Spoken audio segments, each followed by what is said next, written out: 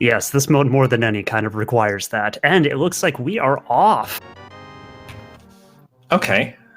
Okay. So the bugnet, of course, doesn't do a ton, but it does have that crucial feature that it can reflect those balls that Aghanim flings at you.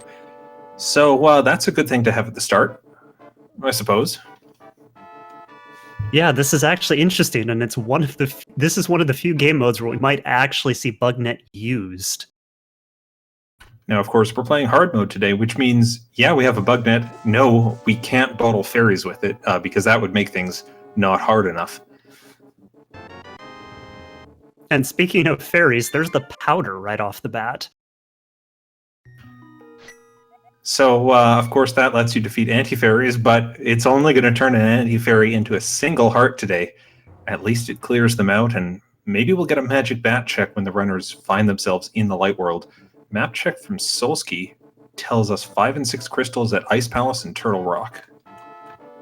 Yep, and we have a green medallion up in Skull Woods and another in Thieves Town.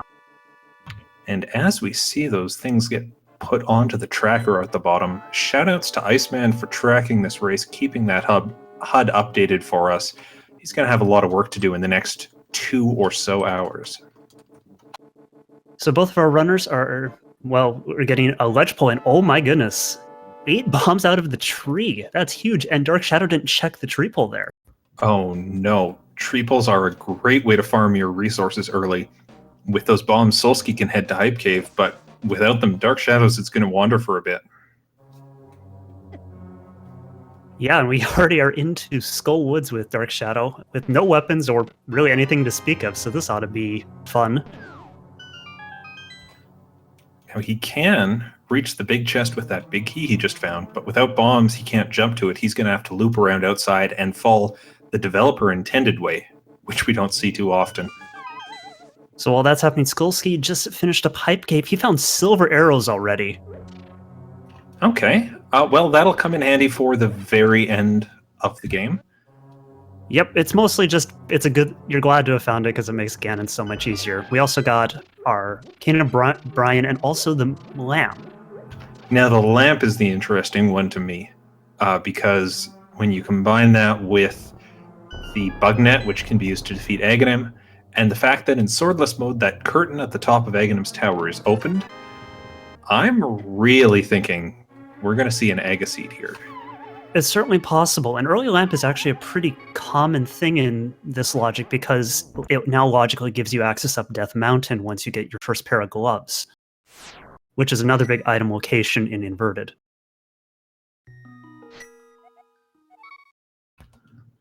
So Solski running around in Skullwoods area drops into the dungeon.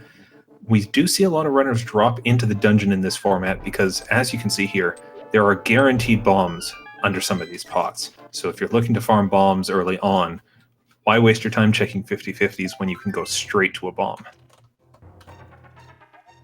Yep, plus we get to see the possibility anyway there to do the incredibly rare and developer intended way to the big chest. So Dark Shadow checked the first item in Hype Cave, but because he only had one bomb, he couldn't get into the back where all the goodies were. Oh, that's, I mean, I'm sure he'll be back there. You don't just leave 4 chests and never return to them, but certainly he's going to have to get there at some point, and it is kind of a time loss until he does. Yeah, it's just unfortunate routing to have to hike back down there.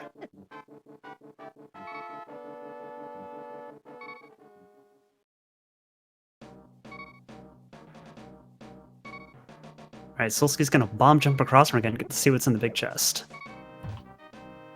Honestly, I don't know how he can bomb jump with that eggplant sprite. It's got none of the usual distinguishing features like feet on the ground that most runners would use. I am impressed. Yeah, that is a very difficult thing to do. You only have 2 pixels of leeway there to set up that bomb jump. Oh, and there's the other Skullwoods item Dark Shadows finding. Solski can find it pretty soon, I think.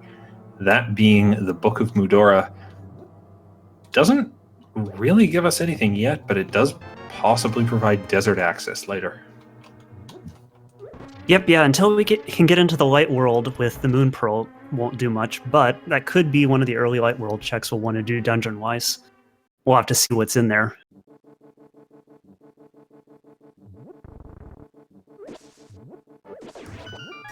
Solski, meanwhile, checking the back half of, or the middle part of Skullwoods, I should say. Checking that vanilla big key chest. Not getting an item, but he does know if he heads through here, he can come out with a small key. And a smart little use of the Wall Master there to save him some time getting back to the entrance.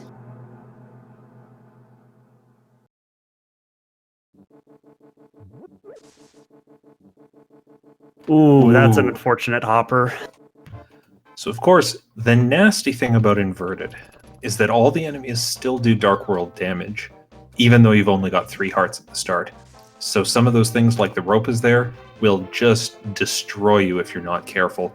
That can send you back to Darksank or back to Link's house a lot. And every time that happens, you worry a bit about the time loss. Yep, 2 hearts worth of damage from those guys. It's just not a fun place to be, Skullwoods, this early on in the game, but you really don't have much of a choice. That's just how Inverted rolls. Well, good news for Dark Shadows is he came up with some bombs in the C-shaped hut. Maybe bad news for him, he's going into Thieves' Town without that Cane of Samaria. And, you know, I'm looking at that, I'm thinking Cane of Samaria is enough to beat Blind. That might be what these runners are expected to do at the start here. Yeah, for your average runner, doing a Cane of Samaria blind fight with 3 hearts isn't even something they would consider, but these are not our average runners. Ooh, gloves though. That actually adds a lot of options. Well, a few more anyway. We can at least set up Death Mountain now.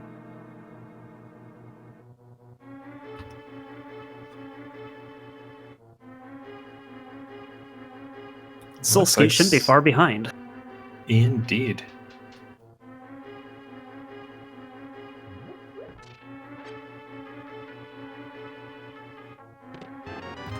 So just like the overworld is pretty dangerous, Dark Shadows shows us here that inside the dungeon, it can be really dangerous too. That hop onto the horsehead enemy knocks him out really quickly, and I don't think he got that 4th chest in the front half. Nope, it looks like he's just going to skip it for now. Probably the correct play, as that's quite an annoying walk back just to get that, especially when he still can do Hype Cave. We'll see if Solski is able to make his way over there in one piece.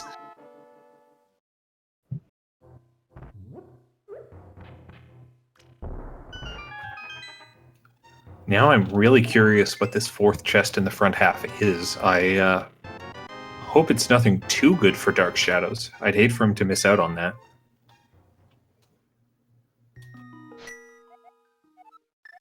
Well, he won't be feeling too bad about that. Just the compass. Now Solski, if he wants, can check his map and see where the boss of the dungeon is hidden.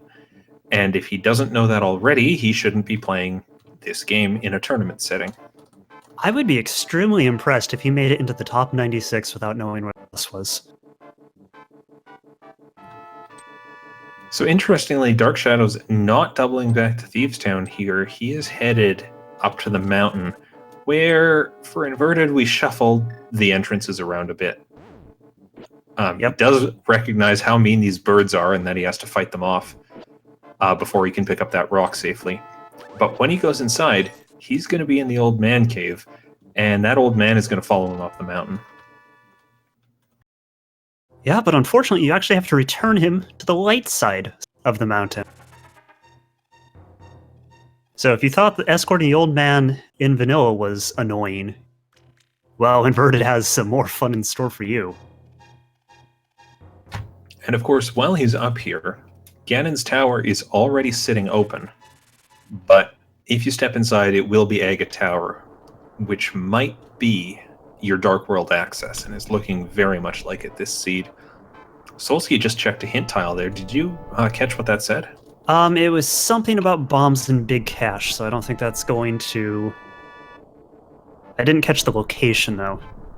I believe it said Big Red Bomb, which means that's at the pyramid, and we won't be looking in there this seed for anything useful. That's always good to know. Yeah, especially depending upon how the logic works out. That's just a really nice time save not having to walk over there if you do end up getting the 5-6 crystals somewhat early.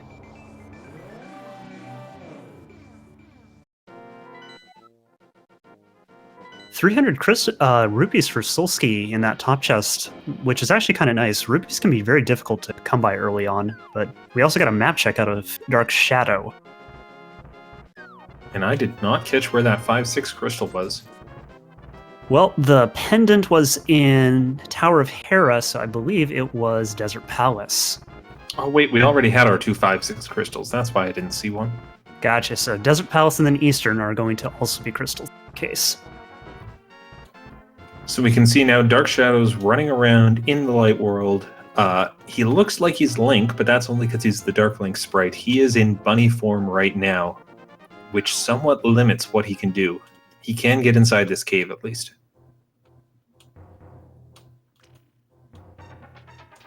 Yeah, meanwhile, Solski's actually been doing a very good job. He's made his way all the way down to picking up the blind. Unfortunately, because the key was in that chest, there could be something in the hammer pick chest, but without the hammer, of course, we can't get there. Yeah, and Dark Shadows only finds 5 rupees inside Spectacle Rock.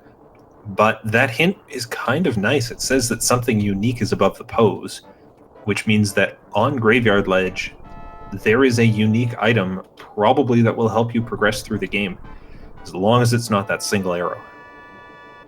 All right, Solski's starting his blind fight here. He's only got 3 hearts, so he really needs to stick to the plot for this. And he's on Cane of Samaria, which most players you'd think, hey, that's not a weapon, I can't use it on blind, but as you can see here, the block and the beams that come out of the block will hit blind and do just as much damage. But he's only got 1 heart left. Oh, he's got to be very careful here. 2 more hits. 1 more. Oh no! He got that one other hit, but it was blind hitting him. He's going to have to try this again at some point. I wonder if he goes back in, he is going to bail. And that's really smart, because the problem is, if you die in the blind fight, the whole script goes out the window, and when he enters the room, blind's already going to be out the top, ready to move, and that makes it even harder with the Cane of Samaria. Meanwhile, Dark Shadows is going to check Super Bunny Cave for us. Maybe that will come up with something. We did see Quake is required for Turtle Rock's entrance, but Turtle Rock's a bit weird and inverted, as I'm sure we'll see later on. That's a neat find. Yeah, you can't really complain about finding the flute, except for the part where you still have to activate it in the light world.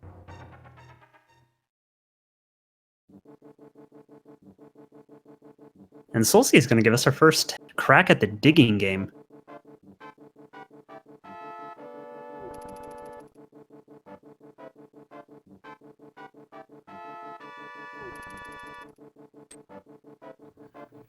Oh, well, it's often hard to do the digging game at the start of Inverted because it costs 80 rupees, and you worry about spending all that money until digging game gives you 300 back.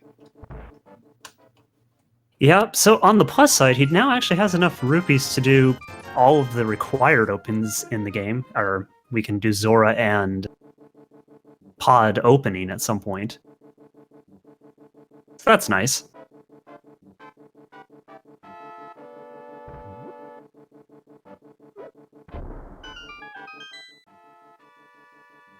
And it looks like Solski is now going to head his way up to Death Mountain as well if he can get that stupid crow to cooperate.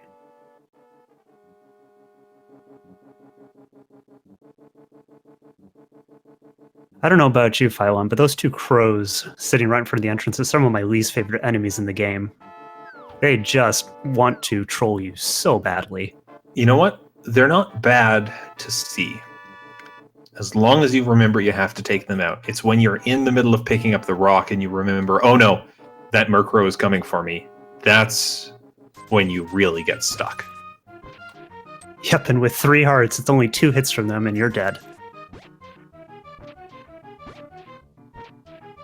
So we've got our runners doubling back on each other. Dark Shadow is with the digging game as Solski's now heading up Death Mountain. I'll be really interested to see where Dark Shadow goes from here. Is he going to actually risk heading into Thieves Town, or is he going to do something else? I mean, it's at this point, really, it's Thieves Town or it's Aga Tower. And both are a bit of a hike from where he is, so I'm not too sure. He realizes there, before he walks too far, hang on, I can't actually do anything in this part of the world anymore. Yep, and this is one of the common things you'll see with Inverted. The early game can be pretty linear until you find the Moon Pearl. It's as important as in normal. It's even more important to some degree in Inverted, unless you really like doing 3-heart blinds with weird weapons. And that's important to note that we did see both the map and the compass, as well as that small key in Thieves Town. So we're still sitting on 2 items from the main item pool in that dungeon, maybe progression. Yeah, in fact, that's pretty much the worst possible layout for our runners in this case, because they can't get the hammer peg one, and they have to do blind with 3 hearts in the cane. Looks like Solski decided to skip the hint inside Spectacle Rock. I hope that means, regardless of that, he ends up checking above the graveyard at some point. Because with a unique item there, I'm not sure he can afford to pass it up. Yeah, that's a very good point. But if I remember correctly, Graveyard Ledge is one of those locations that's had its geometry changed slightly in Inverted, and it's a lot easier to get to. That's right. It's a lot less of a pain of a location. There's a few spots. The cave south of the Haunted Grove, Graveyard Ledge, the Bombos Tablet, Spectacle Rock, the top of it, where to make things work for Inverted, we actually had to adjust the map a bit and add in some ramps and ladders where they weren't there before. Solski, getting stuck up on the mountain, those Lionels just ambushed him. That's the kind of thing that we see a lot in Inverted. Yep, he wanted to go see how you get into Turtle Rock, but yeah, Lionels aren't any fun. They're not even fun when you have health. Dark Shadow's nicely powdering that anti-fairy. Doesn't give him the full fairy, of course, since we're on hard mode. But hey, a single heart and getting that thing out of the way is a boost.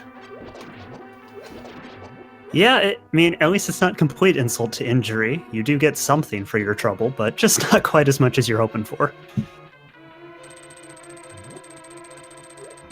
All right, round 2, Solski and the Lionels. Will he come out victorious this time? Oh no. Oh, that was a really good dodge. Well done, Solski. You get to find out how to get into Turtle Rock. As long as you have 1 heart, you're still alive, and that's what matters. Yep, so Solski's going to get to pick up his flute here that Dark Shadow picked up a little while ago. And Dark Shadow is finishing up the chest that Solski's seen in Thieves Town.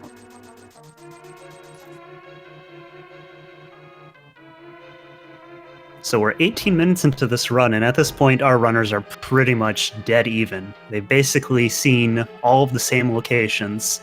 Dark Shadow has yet to take his first crack at blind. And Solski back at Dark Chapel. He might be headed for the blind fight as well at this point. Yeah, as you pointed out, I think the only thing left is blind fight or to head up into Agus Tower. And oh my goodness, I really don't want to try to think about doing Agus Tower with just the cane. Well, you know, bombs. The cane and 10 bombs is doable, requires some good knowledge of which pots you can pick up and throw to take out enemies to open doors. Yeah. Yeah, you know, it's doable, but a slog would be a good way to define it. Oh, Solski's back in Skull Woods. He never picked up the Book of Medora yet. He's going to want to see that. All right, yeah, that's will be a good find for him, as it'll quite possibly be our only way to get into Desert Palace, which we know is Crystal. So, of course, if blind ends up having nothing, the runners are going to be forced up Aga Tower. And they can do that. They can go up there, but they'll be in the light world without the Moon Pearl. So they're actually going to be pretty limited in what they can do. They can walk around, they can talk to some NPCs, and they can pick up a couple items on the ground, maybe. I think that's about it.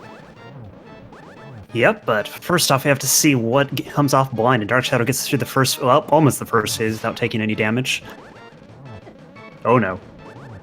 Come on, Dark Shadow, you gotta be careful here.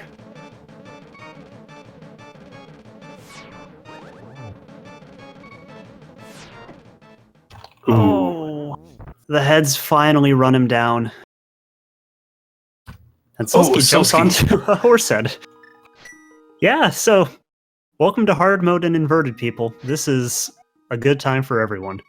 Mostly for the viewers, not so much for the runners. And it looks like Dark Shadows has made the calculation that he doesn't want to keep trying this blind fight right now. He wants to do the climb, take on Aga Tower, and once you're done with that, maybe then go back and do blind. Yeah, I mean, any way you cut it, it's just terrible options all the way down. But Solski's gonna go give it a try here. Let's see how he does against blind that is already in the top of the room. So just a reminder, you need 9 hits to take out blind, 3 in each phase, and it does not matter what weapon you have as long as they're just hits. So 3 hits down for Solski already, but that's the easy part. Yep. No damage, that's the important thing here. You just have to take this fight very carefully. I was talking to someone recently, actually, I think it was Solski, and we were discussing how you can go for the fast kill on bosses if you want, but failing the fast kill is always going to be worse for you than getting it correct and slowly. And speaking of doing things correctly, that was the Moon Pearl off a blind.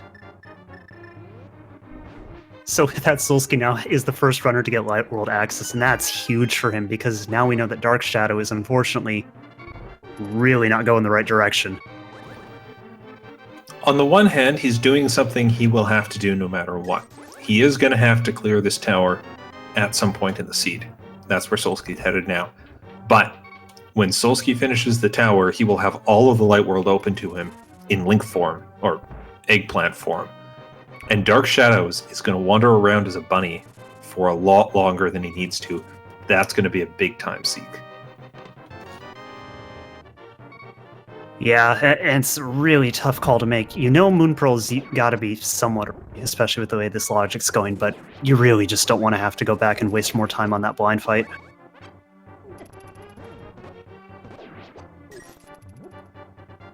But we'll see how Solski does getting up this tower, because none of this is easy, and frankly, this first room's already a pain in the butt, since you normally need a sword to kill these stupid swinging guys, or at least something like the Fire Rod.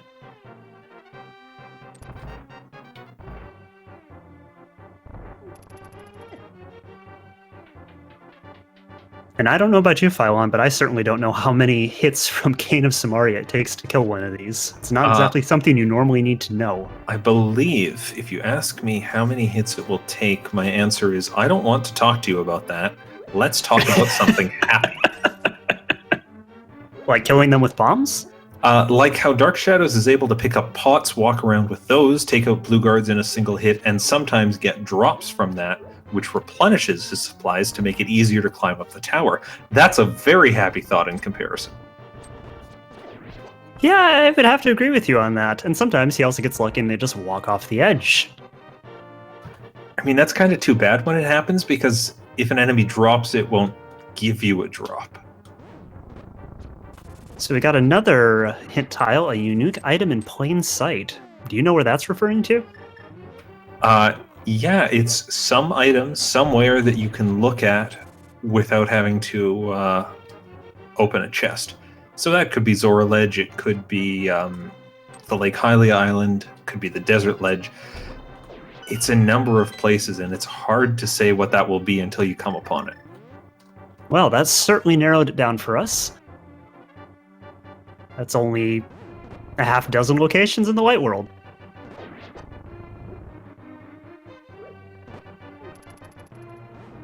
Alright, first world aside, Solski is actually making really good progress through here.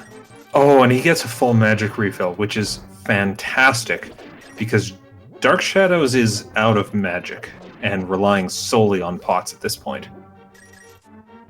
Yeah, he's through a lot of the worst of it, but I mean, he only has one bomb too. This is really going to be tight work from him. Okay, 2 bombs. There is nothing more after that Circle of Pots room that he actually needs to defeat. He can just kind of walk past everything.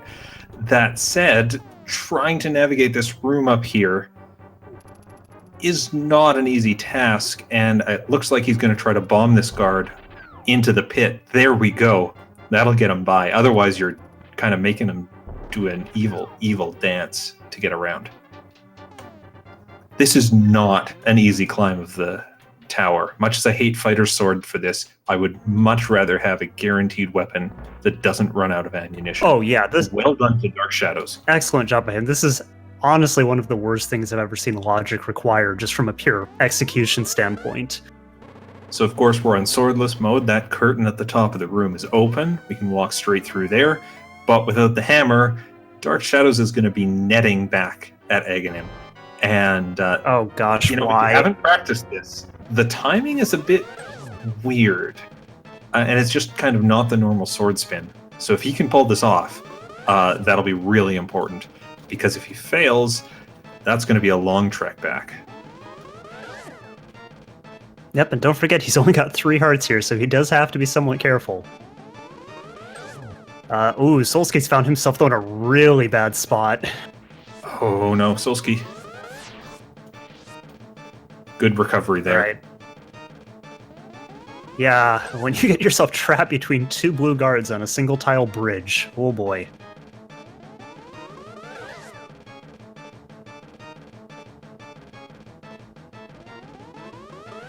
But yeah, enjoy this while it lasts, ladies and gentlemen. One of the few times you will get to see runners using the bug net on Aga. Especially one of the few times it is entirely required. Solski is going to have a long fight ahead of him. We've seen a number of blue balls already. And with only 1 heart, Solski can't take a lot of incidental damage. I think he gets 1 hit from the blue balls. That is correct. Half a heart damage from them. But Dark Shadows is through. Well, and there's Solski's 1 hit. And he's still got quite a few blue balls coming through the rest of this fight. And this is why we see him backing up, is so that he can get the heck out of the way if he needs to. Which hopefully doesn't mean he misses any of the regular shots. He does know some of these are guaranteed hits. Well, But some there's of our them first miss. will end up being misses. When I say guaranteed hits, I should say guaranteed hittable energy balls. Oh no, Solski. Oh. Oh dear. So you know how we were talking about Dark Shadow being behind for not having the Moon Pearl? Yeah, I take that back. Wow. That is just crushing to have happen to Solski. Now, he still has some options available to him. He can take but oof, he's got to go get a magic refill. He probably doesn't need bombs, but yeah. Oh dear.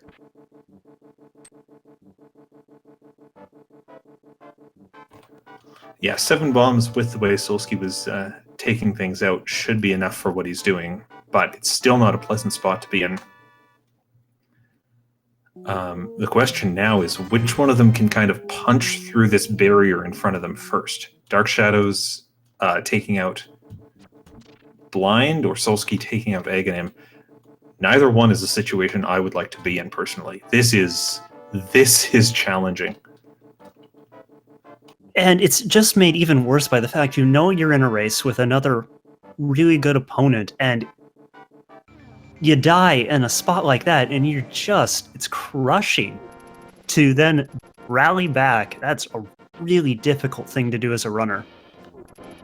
So interestingly, Dark Shadows going to wander around as a quote-unquote bunny in the light world, you can still tell that he's in his bunny sprite because his legs move in a different rate that actually almost looks like he's floating in some ways.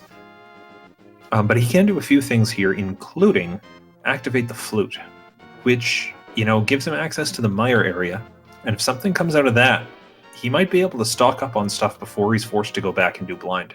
That could work well in his favor. Yeah, and even if there isn't anything in the mire area, just being able to have the flute is a great thing. Oh, speaking of which, if you weren't already aware, the flute works in the dark world now, and that's where all the flute points are, not in the light world. And of course, there is some weird glitch stuff Dark Shadows can do here. He can't use bombs when he drops into the cave, but when he falls into the hole, he can still open chests in the Super Bunny state.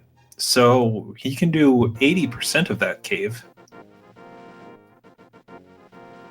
Yep, he just has to leave an unfortunate orphaned item.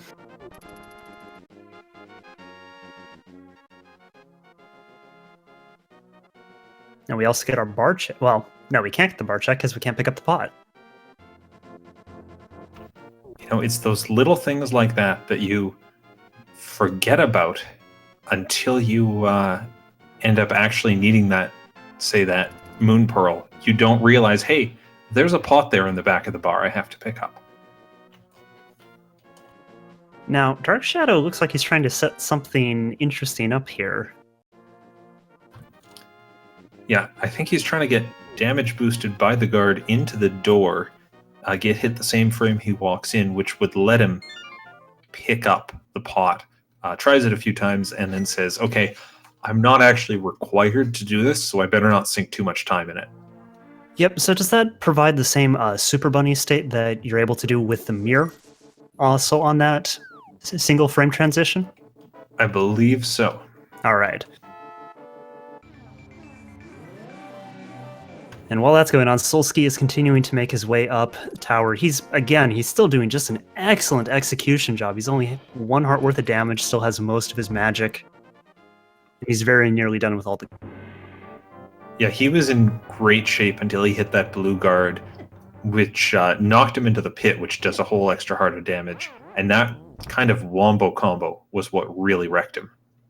Yeah, it's such an insult to injury. You take the damage from being hit, and then you take the full heart of damage for falling in.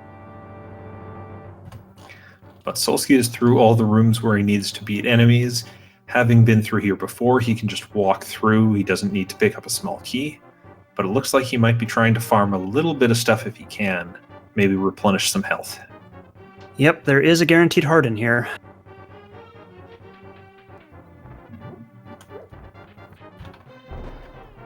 And because we didn't cover it when it happened, Dark Shadows is doing, or has done, a bunny revival, where you just walk into a dungeon in the bunny state, take a death, and then when you respawn, you have the abilities of a bunny inside the dungeon. Or sorry, of Link inside the dungeon. Which means he can walk around, open some chests, kill some guards, and I think he's going for that dark chest and escape. Ooh, that's a difficult chest to pick up in the best of times. Of course, he does have the lamp, so that actually does make it quite a bit easier, in fact. Never mind. Yeah, and I think he understands that none of this is in logic, that he's not technically supposed to or required to do any of this, but he knows he can do it right now. He knows he'll check it at some point. And along the way, notice he has picked up that 4th heart, which is already a 33% increase in what he has to fight blind with. That, if he can keep doing that and farm up a bit of extra health before he goes back to blind, the fight's going to be that much easier. This is the kind of interesting sequence break and delaying of the inevitable that we don't see in normal Randomizer. It's kind of exclusive to Inverted because of some of this Moon Pearl weirdness. Yep, but Solski's got his work cut out for him. He's down to half a heart again. So he's going to have to be perfect on his Aga fight.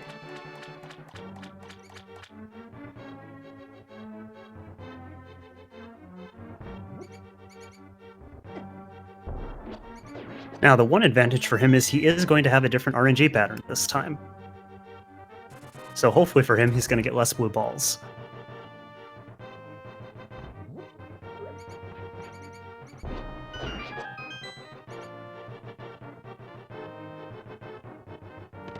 Oh dear. Well,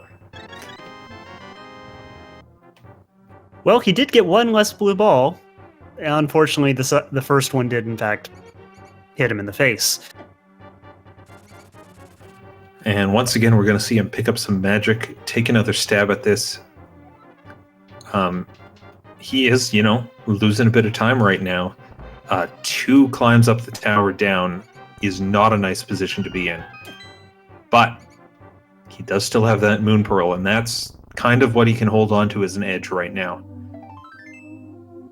And on the plus side for him, he has gotten quite good at figuring out that Lionel pattern. Looks like Dark Shadows, having walked all the way through the escape, now I like this. He pulls the lever so that he can set up the death warp intentionally, get it faster than just wandering around with 2 rats. And now he gets to go back to the front of the castle where he wants to be. That's a bit novel. I'm quite amused by that play. Yeah, it's a pretty odd room to end up doing a death warp in. And I can see why he did it that way, because he stole a key to go all the way through escape.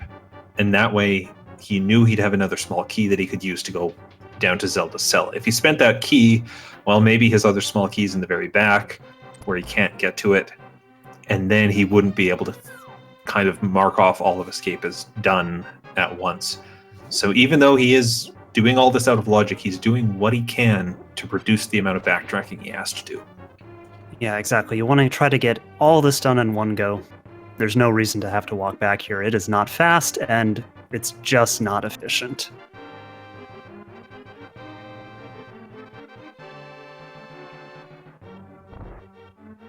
So Solski has gotten fairly skilled at taking out these guards with the Cane of Samaria. I still haven't bothered to actually count how many hits it is, but I saw something in chat about 8, so we'll go with that. Dark Shadows running with bombs, taking out the blue guard. Using some of those strats we saw developed in the spring tournament when bomb starts were pretty common. The real question I have at this point is, where is that hammer lying? Because, it's one more chest in Thieves Town, but it's also just so strong of a weapon to use through so much of the game. Whoever can pull that first is going to get a big time advantage too.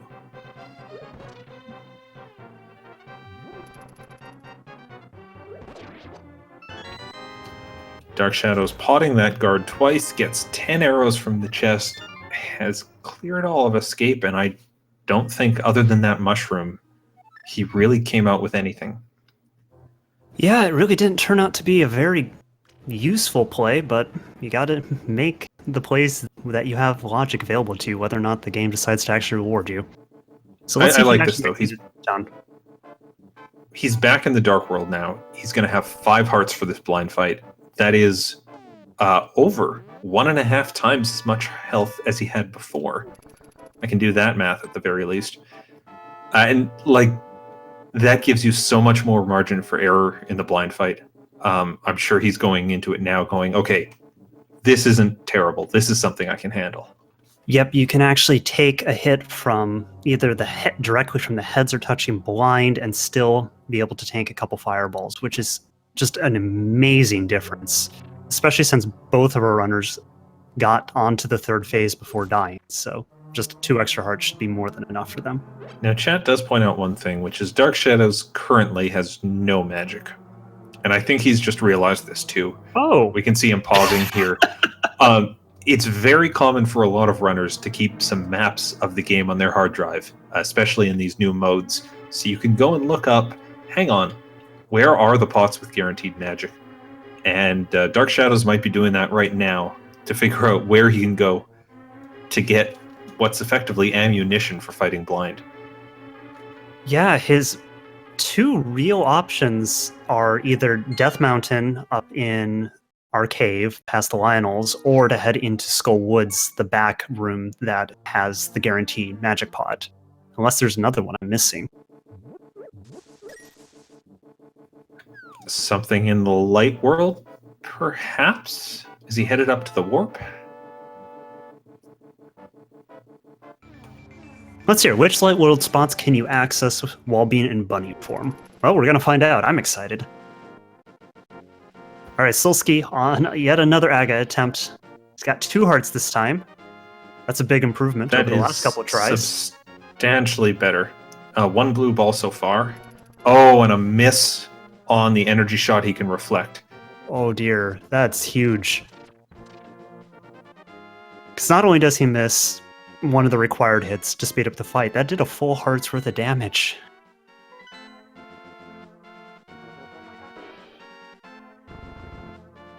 He needs 6 hits total. We're at 2 blue balls. 3. And Dark Shadow's running around now in the eastern area. I think he's going to make the play to Eastern Palace, go for another dungeon revival. Ooh. Doesn't quite make it to the dungeon, unfortunately. Oh no, oh no, Solski! Jinx? That's absolutely horrible.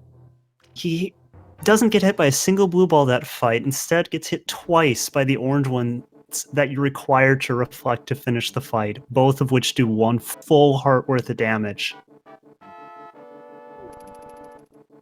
Oh, that's just agonizing. Oh, and those Lionels just blocking the bridge, not letting him across. This is not a nice seed for our runners today. They have 2 big hurdles to get over, each one of them having taken on a single hurdle expertly and now stuck on the other one. Yeah, this right here, what Solski's having to go through, though, is just showing how incredibly difficult this logic can work out to be. This is really some of the hardest randomizer logic you can get in this tournament, with the way the items have worked out.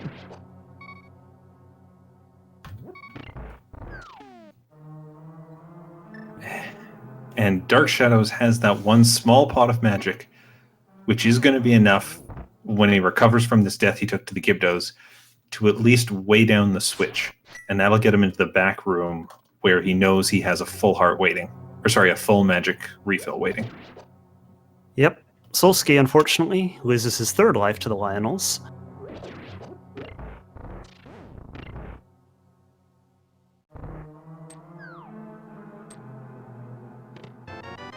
And I guess he hadn't actually seen that chest yet, so that's also a nice thing for him.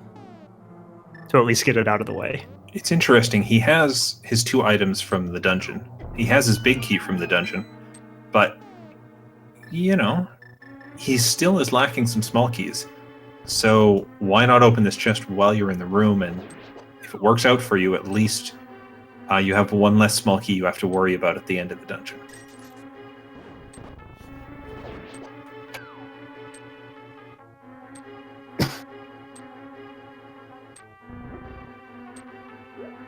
And Solski takes yet another death.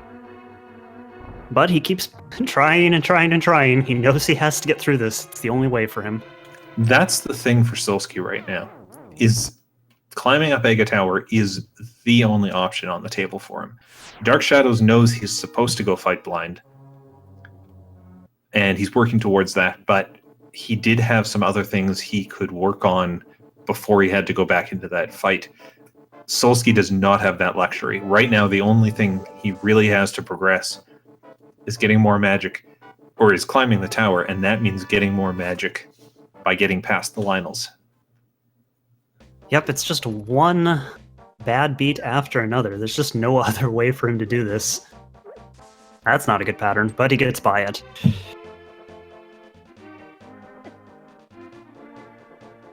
And I think you're correct with Dark Shadow. I'm pretty sure he has checked all of the Light World chests that he should have been able to via logic, i.e. still being in bunny form, on top of all the other stuff that he technically sequence broke to get. And I believe that was intentional, that he ran into the fire bar there just to get those extra hearts when he revives inside this dungeon. Yep, because he has 1 guaranteed heart on the way to blind, which will give him a full health.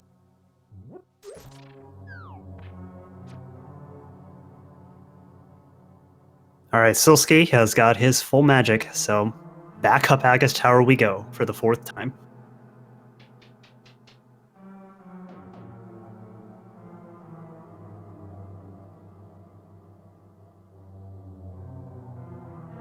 And the other really incredible thing here with Solski is that every time he's climbed this tower, he has done such an excellent mechanical job of getting through the gauntlet. Like, whereas Dark Shadow struggled a little bit with some of the rooms, Solski really hasn't had problems there. It's just been this Aga fight that has been his kryptonite.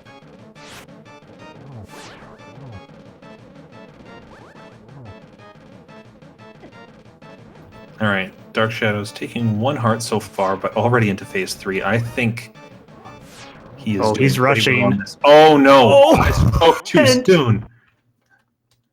Yeah, he started rushing there on that 3rd phase, and you just can't afford to do that with this low health. That's exactly the right word, is rushing.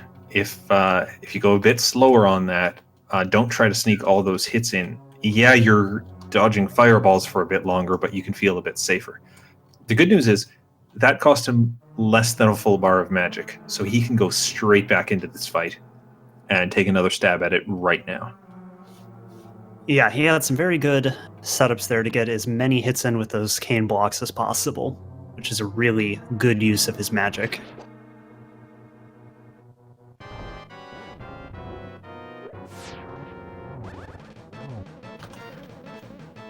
That's right, if you place a block at the bottom of the room, throw it northwards, and then detonate it, that's 2 hits right there, using only a tiny, tiny bit of magic and staying relatively safe throughout the process. Then again, you can also just place it when blind is down. I think we're down to 1 hit left, and there we go for him. Really good by Dark Shadow there to finally get that down, and he now has his Moon Pearl.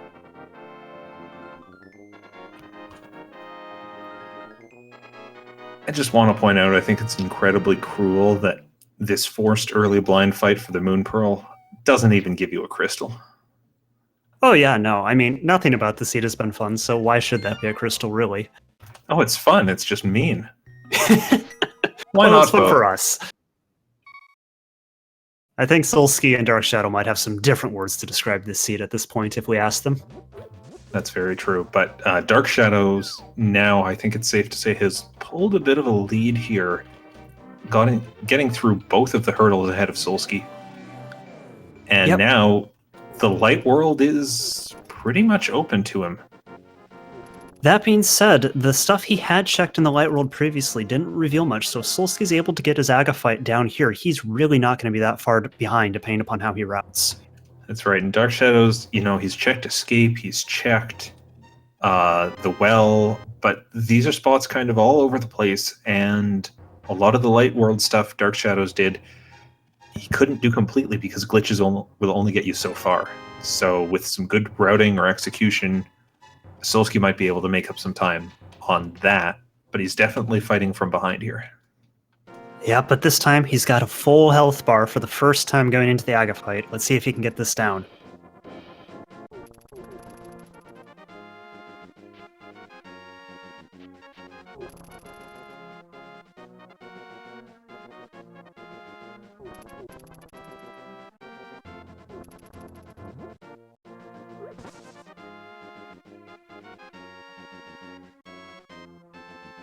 Well, that's 3 of 6 hits so far. Yep, first phase going really well for him. And it looks like Dark Shadows is remembering that hint tile he read that said a unique item is above the pose. He's headed straight there first off, hoping to get progression.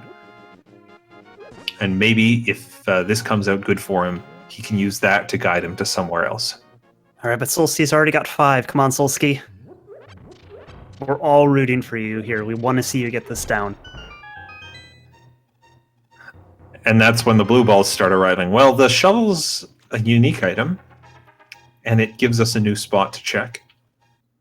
And Solski does get it down, though, so we finally, after all those attempts, have killed Aga on Solski's part. Well done to him. That takes an incredible amount of perseverance to just keep getting back up on that horse and trying that again and again. All right, 49.5 minutes into this seed, both runners in the light world. Let's see what they get up to. And just stop to think about that number for just a second. You really could not imagine a normal seed where it took you 49 minutes to get into the Dark World. I can. I've seen seeds like that. The It's difference just so is rare. that I was given a ton of progression, and so I was able to do a bunch of stuff before the game forced me into the Dark World. Here, what we saw was almost no progression except the thing that let you go up the tower, so you had to do the Dark World.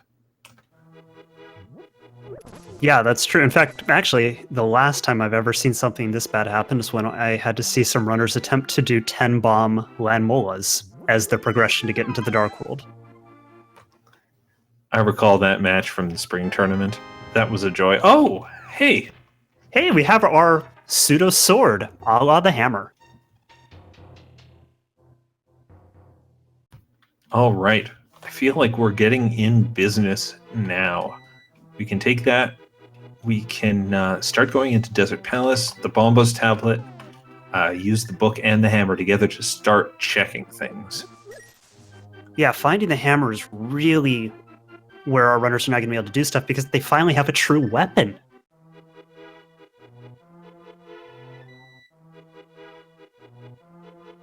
And hey, Solski finds his 4th heart piece. Well, hey, you know how we had to fight blind to get that pendant? Mm-hmm. And well, it helps unlock the pedestal, which is great if you need a bit of money and nothing else. Well, if both of our runners somehow manage to burn through their 700-odd rupees, that is certainly an option for them. Then something has gone terribly, terribly wrong. That too. I love how we had 2 shields sitting in visible locations up on cliffs, and because of that, one at the race game, one at the bumper cave, no one's going to pick up a shield today. And because this is hard mode, those are the only 2 shields in the run, so we won't find any others.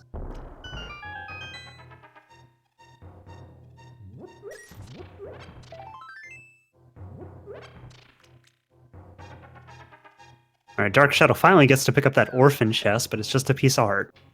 Solski, though, checks the back of the bar, finds an almost vanilla potion in there, which is a great place to find it, walks across the street for Sick Kid, and 5 rupees. I mean, at least for once, it's kind of a realistic item for Sick Kid to be giving away. Dark Shadows in Blind's Hut, gonna give us 300 more rupees, 5 more rupees, 20 rupees. Well, okay, a shield isn't rupees. Technically. A shield isn't rupees, and so that makes it marginally more exciting than the rest of it. And an arrows is also not a rupees, so... Alright, we'll take that. Yep, the arrows to go with their already full 30 stack, and everyone's favorite Fisher Price shield that is really not helpful. But hey, we're going to get the flute activated. Almost synced up between these runners, too. I think the fact that they got it so close to that sync is not impressive, but at the very least, neat. And that's going to be nice when they're back in the Dark World. And certainly improbable if you consider where both these runners are at just 10 minutes ago.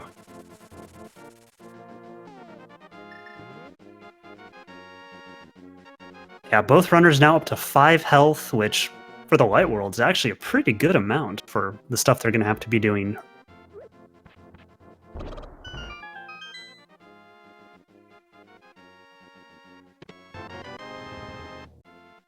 But both runners have just about cleaned out Kakariko Village here, so we'll see if Solski manages to go and find that hammer. And then I think Desert Palace might be where our runners head next. It's a long walk to get there for sure. Yep, And you without might the need the boots flute for the being able to torch. get you down there. Yeah, But- that's another good point too. You know what? We've got a glove so we can get to the back. We've got a fire source so we can move the wall and get to the boss. And we've got the hammer, which means we can beat the boss pretty easily, I'd think. With those things combined, Desert Palace starts looking pretty attractive as a dungeon you can get to and probably complete. Well, I don't know if our runners will share your sentiment, but you've certainly sold me on that being the right choice.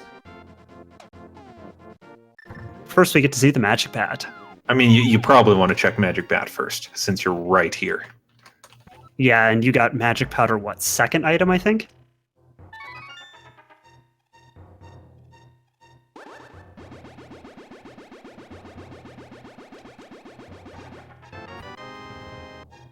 Oh. That's a nice little curse to be the recipient of. So Quake Medallion, of course, opens up Turtle Rock. And this is inverted mode, of course, so you can get into Turtle Rock the other ways by hopping down some ledges, using the mirror, and walking in the back doors, but sometimes you do just need to use the hammer to open up the front of the dungeon, and that might be on the table here. Yep, and as this is swordless, you do not actually need anything else to use that medallion. Dark Shadows has to be careful here. He just jumps away from that red guard. Yep, but he sees the shield and is immediately going the other direction. He's got one shield. Why do you need more? I mean, when you can't get the mirror shield, really, what is the point?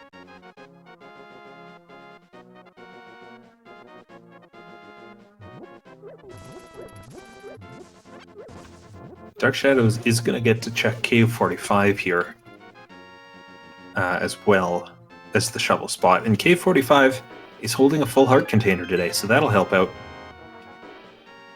Now, how about that for a quest chain progression? The shovel gives him the fire rod. And the fire rod lets us do more stuff in Turtle Rock, and lets us get to the back part of Skull Woods. Yep, if for some reason we end up needing to go get that green pendant, we now can.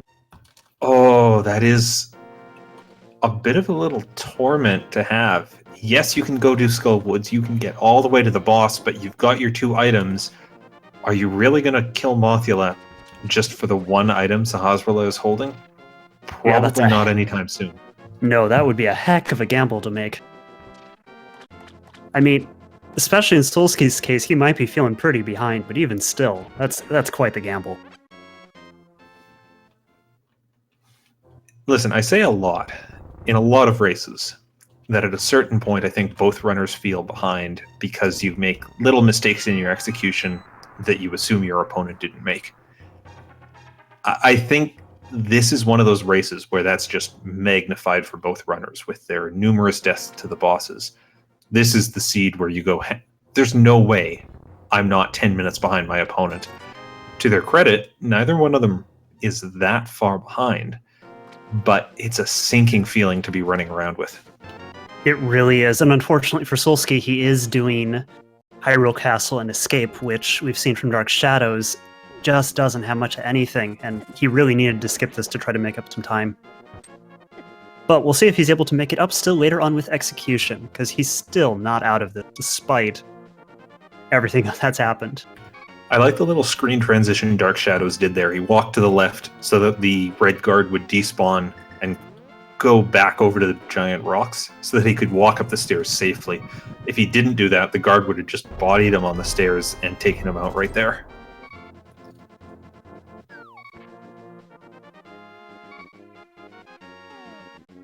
Yep, and you get to see some more of the geometry changes there. We're able to access the tablet in the light world without the mirror. Okay, why not?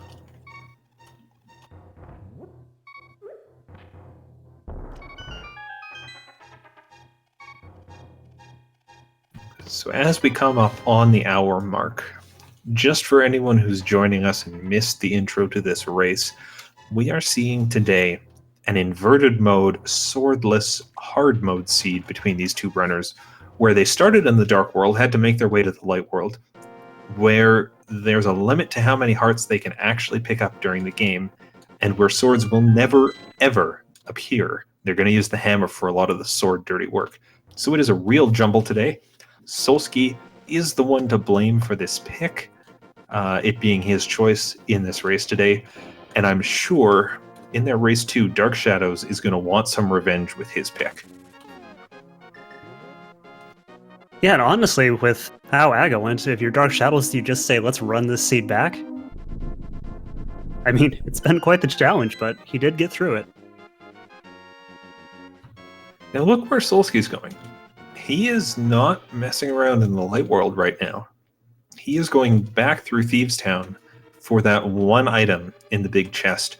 This might be that kind of, I feel like I'm way behind, I better do something out of left field play, where you go to the last spot you think your opponent will be, and check that.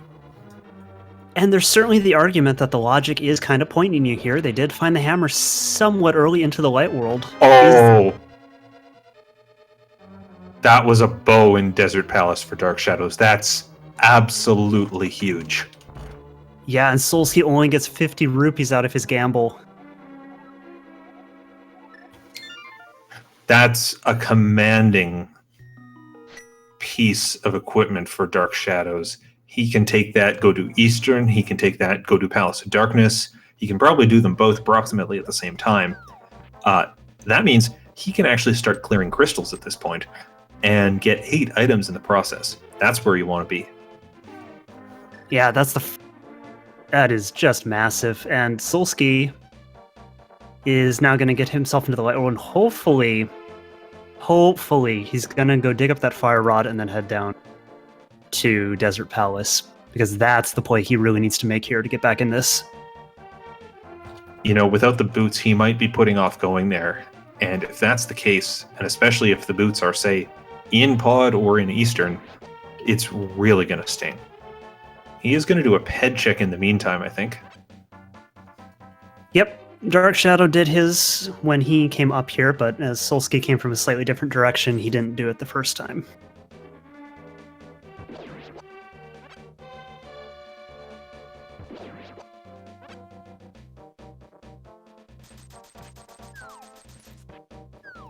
Now, Dark Shadow success. Oh, go ahead. Oh, I was just going to say, it's a bit of a pain right now. You don't have the boots, you don't have the mirrors, so your mobility options that you like to exploit kind of go away. This is going to be a lot of walking for him. But on the bright side, because we have the lamp, you don't have to do Dark Turtle rooms. Sorry, did you say the bright side? No? No, why not? You should have said that. That was great. I wish I had said that.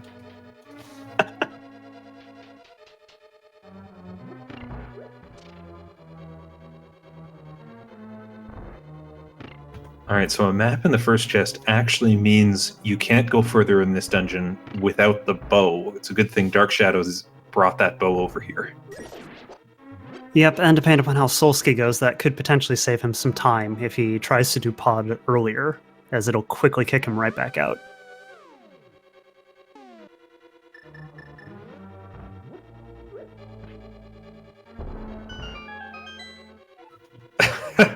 Thanks, hint tile. Yep, a few of the hint tiles, instead of being helpful, well, they do what Randomizer does and mess with our player. That is, in fact, why they're green, just to differentiate them. Make sure you don't accidentally interpret that as a hint. That's a very nice feature. That way you don't get the nice little double whammy of already unhelpful hint veering into actively deceptive hint. Oh my goodness, Titan's Mitt, hiding over in the bow-locked section of Palace of Darkness. If Solski does go here without the bow, I really hope he just chooses to potion glitch his way through this.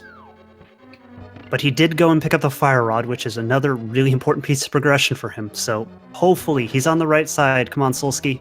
Go get Desert Palace. Ooh, Dark Shadow's getting bodied badly by those beetles. The good news is he does have a small key, so at least he doesn't have to run the right side of this dungeon again. Yeah, this dungeon is such a pain to navigate with some of the small key drops you can get. And the good news is, yes, Solski was on his way there. News. Oh, man. The sad news for Solski is that red guard is a bully who moves way too fast to be allowed in this game. The good news for Solski is that that is clearly on his mind, and I think he's going to have another go at Desert, so at least he'll get his bow. Yep, and with the hammer, he is able to take the warp spot over here, so it's not quite as bad of a backtrack as it was just a little bit ago. But I don't know about you, I'm really looking forward to seeing the death count at the endgame statistics. It's going to be pretty impressive, I think.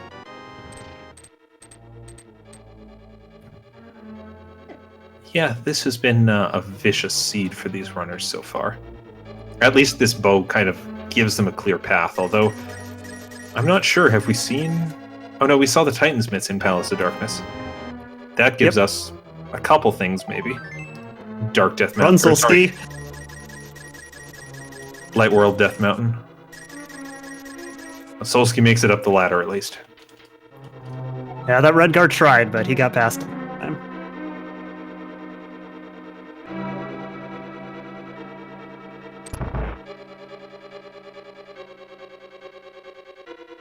Now, I'm assuming because Dark Shadow noped right out of Desert Palace, do we know if this was bow locked? Or, sorry, boots locked? I don't remember. Probably boots locked. Okay. Yeah, there's a small key on the torch. And, you know, if the big key were accessible, you could ignore that small key and go straight to the back. But we don't have the boots, and the big key is not accessible because right in front of, or where you could possibly get the big key, we got the bow. And Dark Shadow found the blue mail, the only mail we can actually find. So with blue mail and about, what, 7 or 8 hearts, he's actually in a pretty good health spot for the way hard mode goes.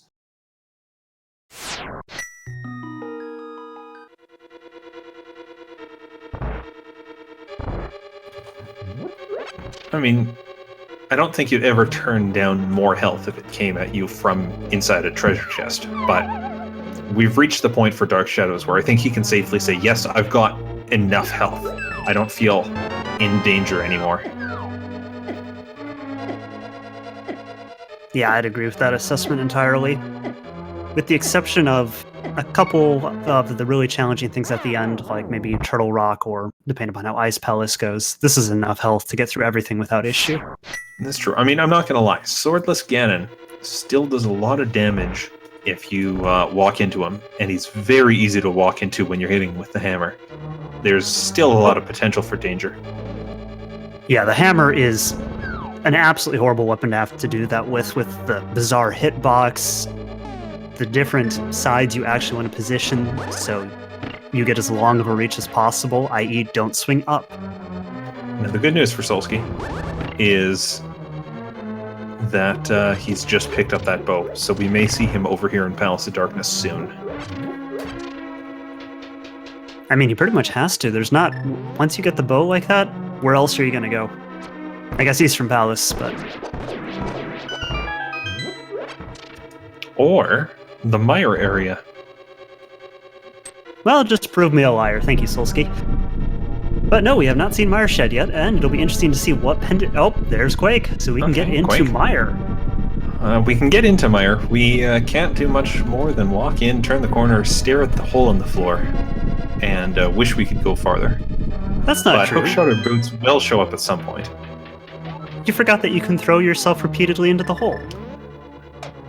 I suppose that's an option. Solski opting not to take that, but you know, I think the knowledge of Quake opening Mire is going to be useful for him to have.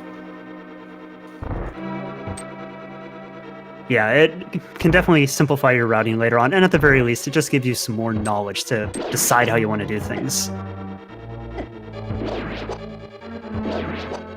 So Solski is heading his way over there as Dark Shadow is making his way towards Helmasaur and demonstrating why you don't want to do that turtle room without fire. Because it's a pain, even with being able to see. It's one of those rooms, if you have a sword, you just time some sword spins with some hammer hits. You release at the right time, boom, the room's done in seconds. Without sword, it's very doable. You just have to get a bit more creative and deliberate with where you go. Yep. And even with the sword, doing it in the dark still requires some really precise timing and practice, and it's still very impressive to see runners do it consistently. 17 hits to the mask for Helmasaur. Dark Shadows is done phase 1. Can't use silver arrows on phase 2, but 8 regular arrows will take out Helmasaur, and I can't believe this. An hour and 9 minutes into this race, we have a crystal dropping for our first runner. Well done, Dark Shadows. Well done indeed. I would like to note, I really like him at the end there deciding to switch and just immediately use the bow. Technically, you can hammer Helmasaur there, but without the sword to get the little extra reach, it's really hard to get those up hammer swings into the target.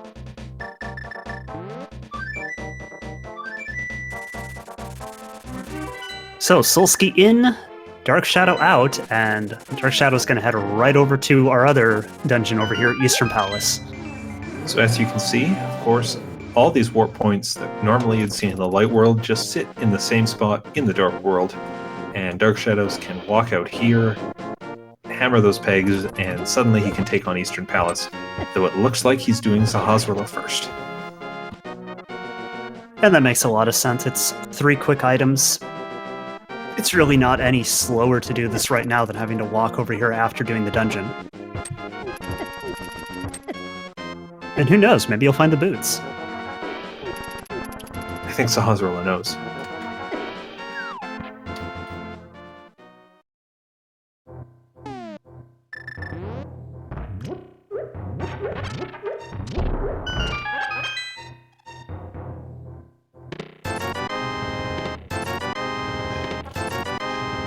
A triple threat of blue rupees.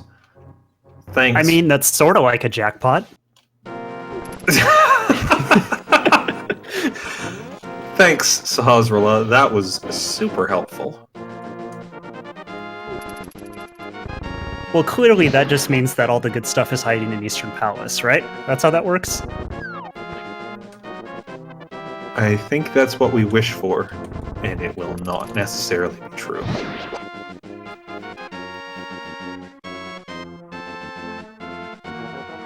Well, either way, Eastern Palace is going to have 3 items for our runners. And there is still quite a bit of progression missing before our runners are going to be able to beat this seed. So let's see what they're able to find. You know, you're completely right. There's a lot we still need. We need Ice Rod to beat Trinex.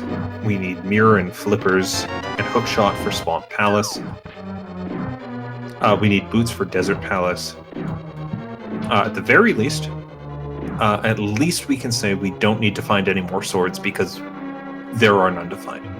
But that is 5 items I count. There's still a lot to go here. Yeah, 5 items an hour and 12 minutes into the seed. Now, they may all just, kind of roll out quickly. One boom, boom, boom, boom, boom, and then you get to go mode Swamp Palace, you get to go mode Ice Palace.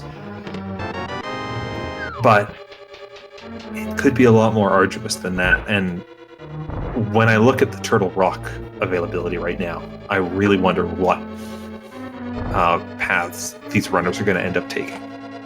Yeah, there's a lot of options early to that, and normally when you're still missing like quite a bit of progression this far into a run, it's because you've already done a lot of this stuff, so everything should fall relatively quickly, but we still have most of the dungeons in the game. And yes, they can get into Turtle Rock. In inverted mode, you can climb up the back of Trinex's tail, drop down, not Trinex's tail, but the turtle's tail, and drop straight down onto the top part of the dungeon. Open the dungeon, and then walk in the front door. Yeah, it's really a cool thing, and especially the first time you play inverted, it really throws you for a loop, because you're just not expecting to have to do that. Now, of course, the other way is somewhere along their path, they find the mirror, and then from the light world, they drop onto some of the ledges, mirror, and enter Turtle Rock through the back doors. Solski has become a blue eggplant at this point, with that blue mail pickup. I'm sure after some of his Aga Tower stuff, he'll be happy to see that. That doesn't seem healthy. I don't know what an eggplant turning blue means, but I probably wouldn't want to eat it. Well, actually, I probably wouldn't want to eat an eggplant in the first place, but that's a different issue.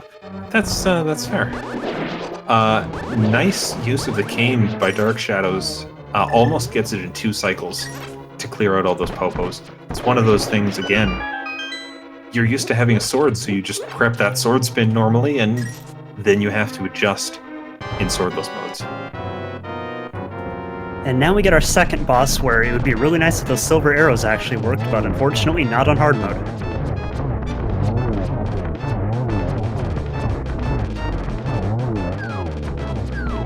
Dark Shadows doesn't quite get the quick kill, but he's able to take out that angry final Armos nicely, regardless.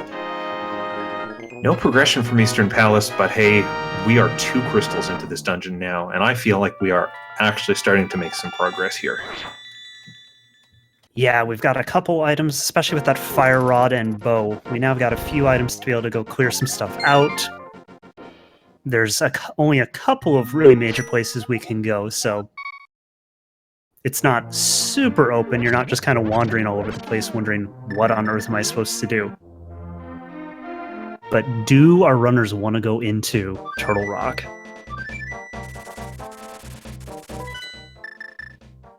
Eventually? I suppose I should have clarified that with now want to go into Turtle Rock. Maybe? Who's to say? Well, the answer is probably they don't want to go into Turtle Rock, but they might just find themselves needing to. You know, that's a really important distinction, and it's a good one to make here. Dark Shadows checking the Misery Mire area, comes up with more blue rupees, and we'll see what he decides to do with this. You know, if it's not Turtle Rock, I suppose there is East Death Mountain, kind of the Paradox Cave stuff. What else is there for these runners? Skull Woods pretty much is it, and that's just to get the green pendant. That's not appealing. Solski, going for some of those hammer hits, gets one of them and then takes enough damage. He says, I'm not messing around with this. Yep, he's learned his lesson about hugging bosses. You know, the other thing we can do is Mini Moldorm Cave and Ice Rod Cave, which I think is what Dark Shadows is headed to now. Yeah, we still have South Shore. An hour and 17 minutes into the siege, and we finally get to go to South Shore. How about that? So Solski got the boss down about 7 to 8 minutes behind Dark Shadow, so he's got a ways to go to catch up, but depending upon how the routing works out in execution, he can still do that. There's a lot of game to go. And it's worth noting, Dark Shadows has, taken a bit of time to do some other checks since he finished those dungeons. Checks that Solski had already done, so the gap is closing, although it is still, fairly wide between these two runners, time-wise. Definitely, but as you pointed out earlier, Ganon with Swordless is still could be a huge equalizer. Because unlike in normal, where you're able to eventually get just a ton of hearts... Oh, well, okay, Ice Rod, cool. Who's for Turtle Rock? Yeah, I mean, you kind of have to now. That's just what the logic's saying. But to finish up on Ganon, unlike in normal, you eventually get a bunch of mail, a bunch of hearts. Ganon just kind of becomes pretty easy in most item setups. At no point in hard mode does it ever become easy when you don't have a sword. You're capped at a maximum of 14 hearts. You can't get red mail, and you have to do the whole stupid fight with a hammer. Ouch. Now, as tempting as it is to go to Turtle Rock with the Ice Rod, there is this problem with it, which is that because you can walk in the back door of Turtle Rock, it might actually turn out that's where all the small keys and the big keys and the stuff you need to move through the dungeon are hiding. And if that happens, you're going to need the mirror to get into Turtle Rock and actually make some effective progress. So isn't it a good thing that Dark Shadows found the mirror as we were addressing that problem? Sometimes Randomizer just works out that way. But yeah, that's a huge find. On top of obviously letting us into Turtle Rock easier, it's also just makes navigating the world so much simpler, and we're going to need it to get into Swamp Palace later.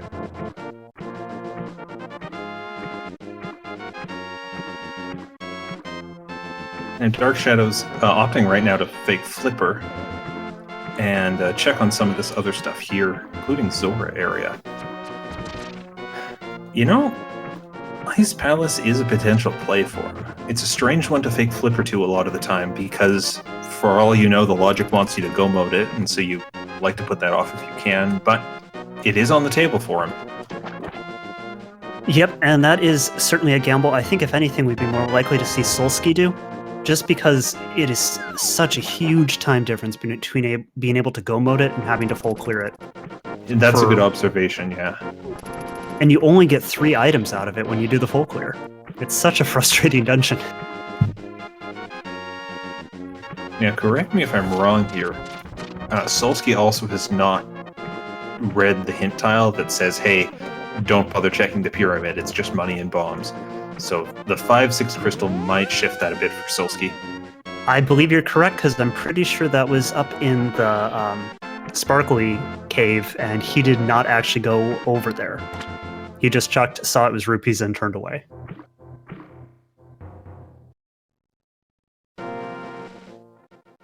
But hey, what is Zora's Domain going to give us this time? Okay, a heart container. And 5 rupees. For those wondering... But a heart container! Yeah, a heart container is great.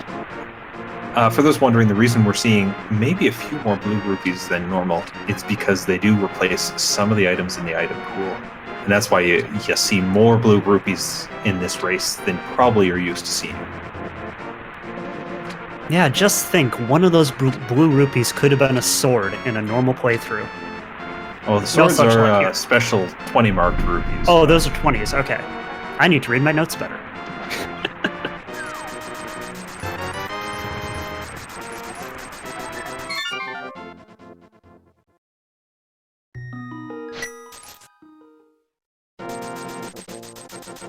Solski gets his little jackpot and nopes right out of there.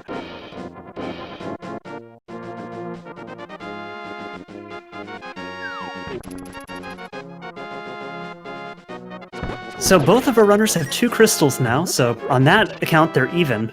But Solski is looking like he might be heading towards Turtle Rock, or he's going to do, hopefully, Light Side of Death Mountain, because he still hasn't gotten that ice rod that's down in South Shore. Yeah, as you said, their crystal count matches up right now, but Mirror and Ice Rod are in Dark Shadow's favor right here. Those are 2 required items for the game.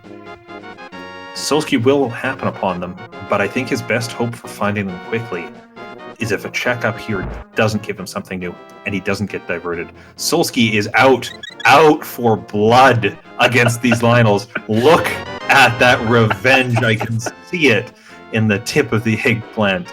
Nicely done taking those guys out. Oh man, after so many deaths and so many frustrating things to get through those Lionels, he finally gets his revenge. Well, he is going to open Turtle Rock at the very least. It looks like Dark Shadows is headed up again to the Zora area, which looks weird on the surface, but with the mirror here, you can actually do the catfish check. Probably just remembering now that's an option. And at least he'll be able to knock that one off. And Solski's into Turtle Rock.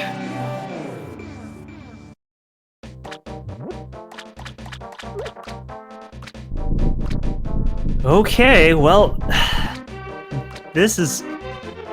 For Solski's sake, he's going to have to really hope that... Well, no, there's really no good hope for him. He has the Fire Rod. He can clear all the way up to the boss. Well, I mean, depending on where his keys fall out in the dungeon, that is. The good news is Flippers might put him back where he needs to be, down in the South Shore area.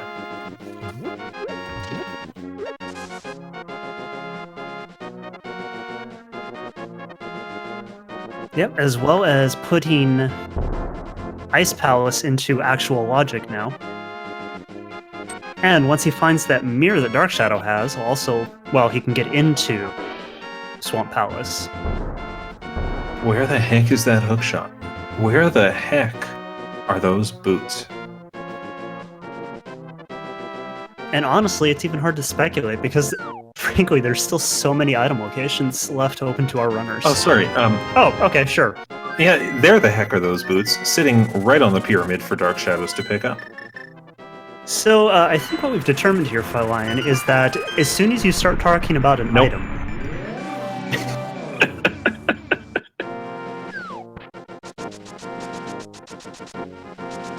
Sorry, I knew what you were going to say there. Solski takes potentially an intentional death there, probably to just get back to the beginning. And Solski does have the Cane of Burna, which I guess gives him Spike Cave access? Does it? Isn't one of the things with hard mode, Cane O'Brien doesn't actually grant invincibility? I believe it still works as normal in Spike Cave, but certainly okay, it's that not might going to be help the- him on Laser Bridge. Gotcha. Okay, so that's the exception, because I would be wondering otherwise. Doing Spike Cave would be absolutely horrific on heroic, or hard. Heroic? Sure. I mean, hard is where you have fewer health, heroic is where the enemies do double damage, so it almost works. Yeah, a little column A, little column B. Close enough for comms work. Right side of desert. Dark Shadows gets a compass, and this other chest here is going to be the big key for him. So he is slowly working his way through this dungeon, but he will be able to take out Landbow and get his third crystal, and I think that's the real prize he's going to get here. Definitely.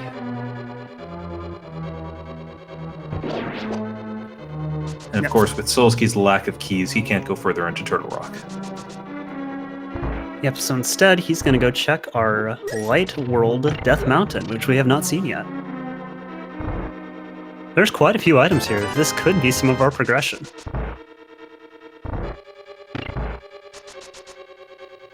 It could be, although we are really running out of things that could show up. I think at this point, it is just Hookshot we are looking for between these two runners. I think you're right. Yep, nothing else is going to be needed to beat the game. So of course, this is the funny thing about Cane of Burna in hard mode. It doesn't give you invincibility, but it still does damage to enemies.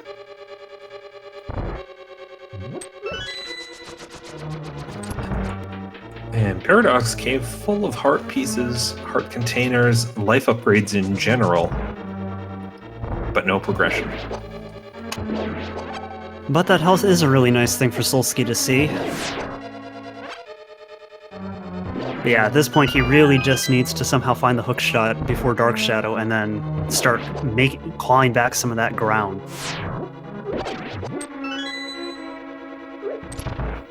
The Flipper's play could work in his advantage, just in that Dark Shadows may put it off for a while, checking the front of Turtle Rock when the laser ridge with its 4 chests is there and that much easier to get to.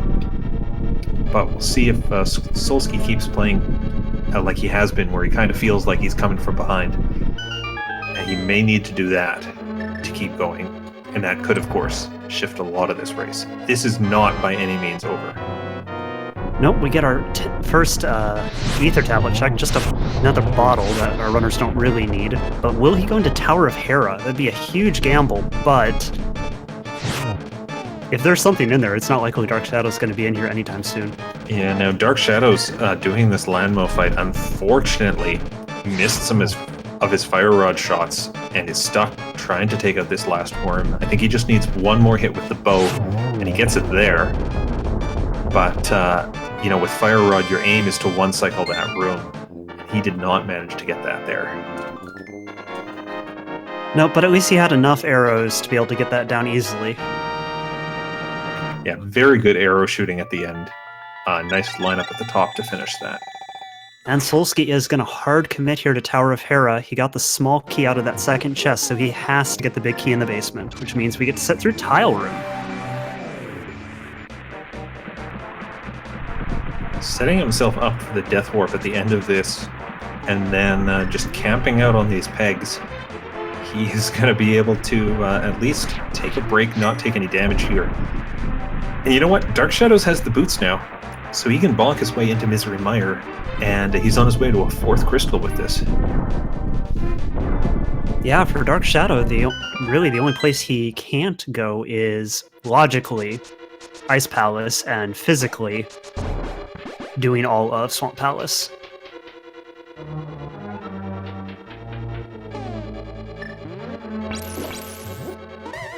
Oh, I like this from Dark Shadows, using the Ice Rod to freeze the Popo, run around the room with it, and chuck it at other Popos and Wizrobes. A lot of runners would love to use the hookshot in this room, but without the hookshot, you can't use the hookshot. And this is not an approach I've seen very often, but boy, it's a fun one. Yeah, this is certainly a unique way to be clearing this room. I love it. And then, of course, you hammer that final one, because you can't throw a Popo at itself. Well, not with any real lasting effects, anyway.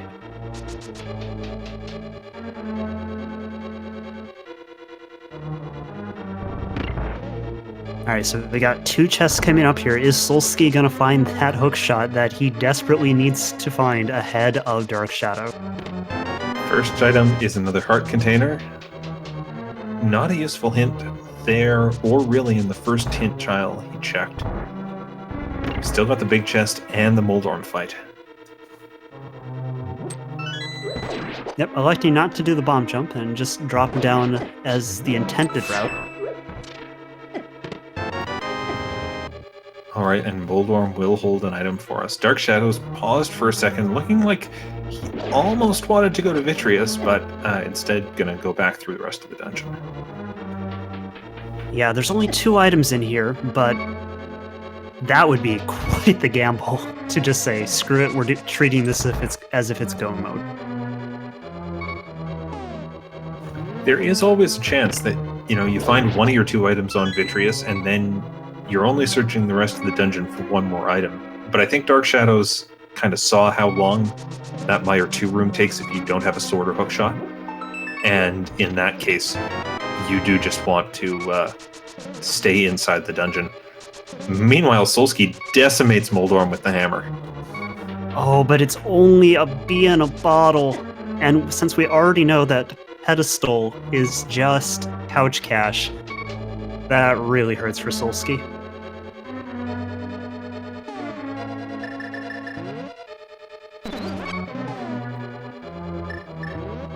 Dark Shadows showcasing one of those neat features of hard mode, where you can powder an anti-fairy. It will defeat the anti-fairy. You will only get 1 heart for doing so. Yeah, it really changes powder from being one of the best safeties in the game to a trivial amount of safety.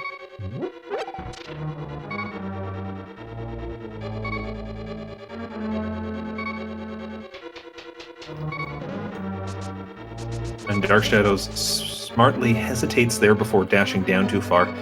If you dash too quickly, you will get shot by a fireball as you run down, and in this low health state, that is not something he wants to have happen. No, but he's gonna have a fun time going back through that tile room with only 2 hearts. And Solski did finish up Lightworld Death Mountain with a run-down Spiral Cave, or rather a walk-down Spiral Cave without the boots.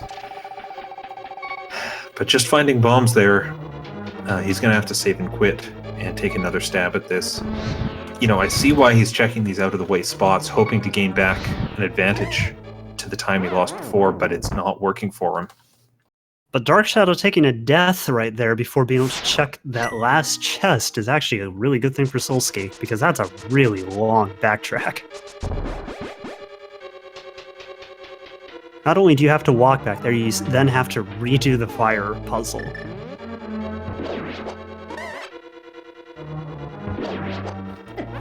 That's right, because he didn't get the wall fully open, did he? He got some of the chests, or torches, but not all.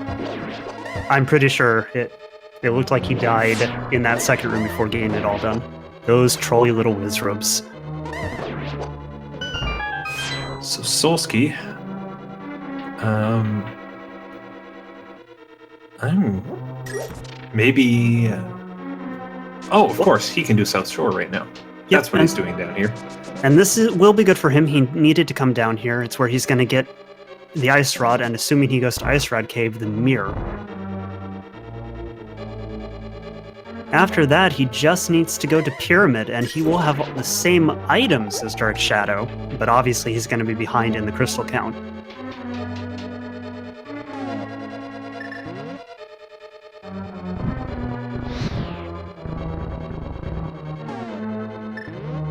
Or actually, sorry, not the same items. He'll actually technically be slightly ahead as he'll have flippers. Oh, that's a great point. I mean, this is still definitely Dark Shadows with the advantage in this play, but this race could very well come down to who finds that hook shot first, because there is no way whatsoever you're crossing the back half of Swamp Palace without it. And if that's what this race comes down to, well, there's a lot of places it could be hiding. Yeah, it almost seems cruel after all of the things the state has thrown at our runners, from 3 Heart, Cane, to do Blind and Agus Tower, to then have a scavenger hunt for the hook shot at the very end. But, well, welcome to Inverted Randomizer. Now, Solski did skip Ice Rod Cave here. I'm really hoping he heads back there. Yeah, it's not too long of a walk from Hobo, but on the other hand, it's just so tempting to go and do the rest of Zorda's Domain.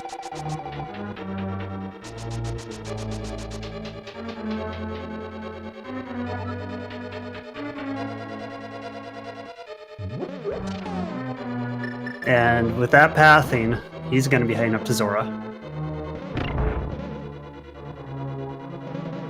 We'll see if he sneaks in a cat. Oh, he can't do catfish without the mirror.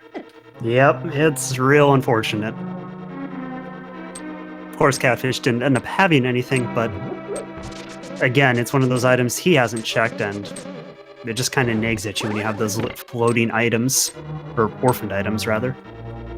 Orphaned is a good term.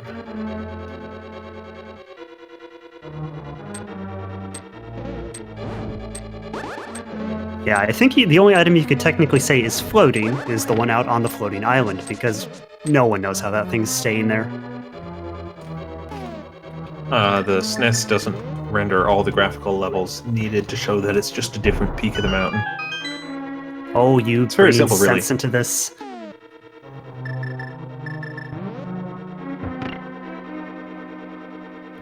I agree, floating is a better name than summit.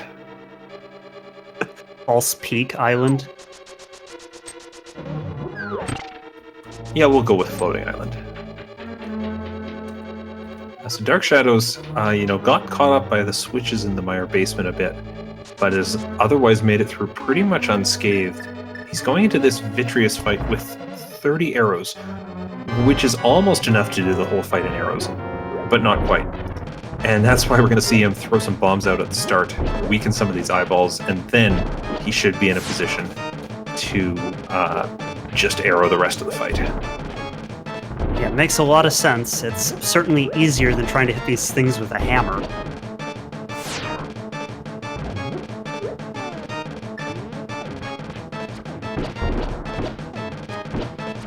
It is 3 arrows per small eyeball if they are completely undamaged.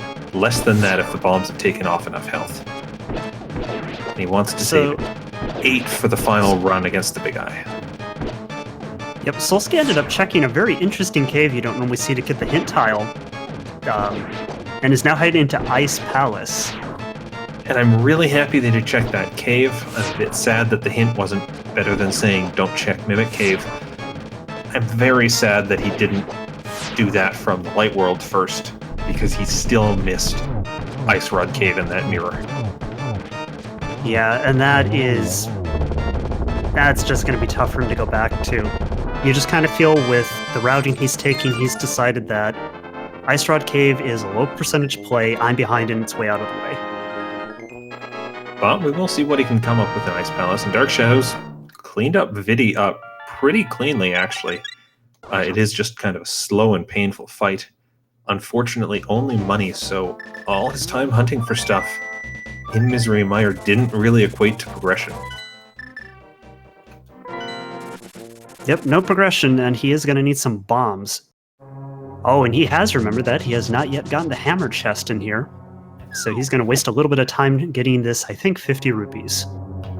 You know, I think the Thieves' Town big chest, and I hate that chest. I hate going back in without, or when I didn't have a hammer the first time. I hate how long it takes just to get into the Dark World so I can step into Thieves' Town. And then you play Inverted, and you realize it's right at the flute spot. And that chest is a lot less painful. Yeah, that's a really good point, actually. That saves you a significant amount of time being able to get back to it. I mean, of course, you still have to do the whole front side and hit the stupid switch here to get into the basement, but it's all about the small things.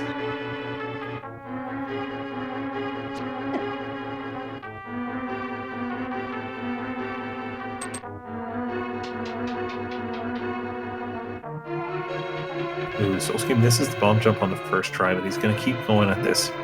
I think he's still too high here. He needs to be about 1 or 2 pixels lower for this lineup to work. It's really hard for us to tell because you're missing so many of the normal reference points you get with most sprites, but he does an excellent job there of getting it on his third try.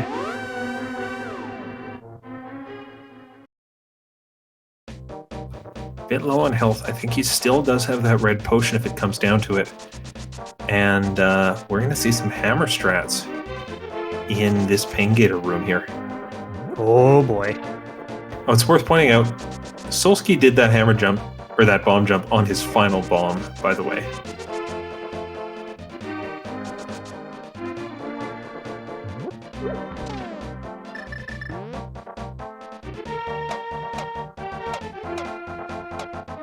Very good job getting the penguins down with only 1 hit, and Dark Shadow is doing some of our fetch quests, getting the hammer game and then probably the blacks. Emlyn, he has the boots. Why isn't he hammer dashing all these pegs down? Well, it's one of those slightly unfortunate things about not having a sword. Hammer dashing, in fact, item dashing in general, only works if you have a sword. Otherwise, you will just bonk right off of it.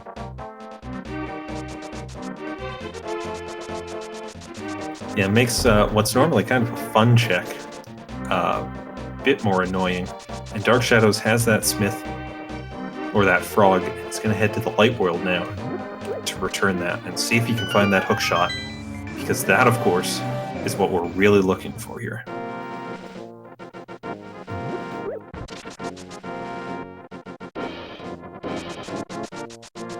Solski checks yet another hint tile, but there is nothing beneficial there. And he's actually in a really bad spot. Now, speaking of hookshot, if you had the hookshot, you could go right here and get through the room and do the right side of the dungeon.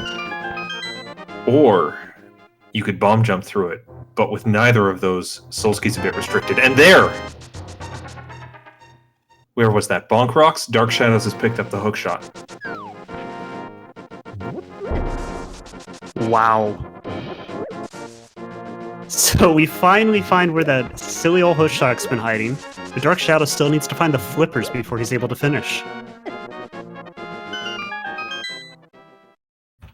Yeah, now the good news is, for Dark Shadows, he knows he can't find the flippers in Swamp Palace. He knows he can't find the flippers in Ice Palace. So those 2 dungeons, which are the best 2 to go through without looking for items, he will get to do in Goma. He just gets to tear through those. All he has to do is make his way to Turtle Rock. That may be a bit trickier for him to do soon. And it looks like, you know, he may do Smith, he may then do Purple Chest. That could divert him a bit. Yep, but all the time that Solski could be getting from that, he's currently losing by having to full clear Ice Palace. Is Dark Shadows buying arrows? It looks like it, and that's a really good idea from him because he only had 3. Well, this is a first. I don't think I've ever seen this play outside of Entrance Shuffle where you accidentally stumble upon this shop.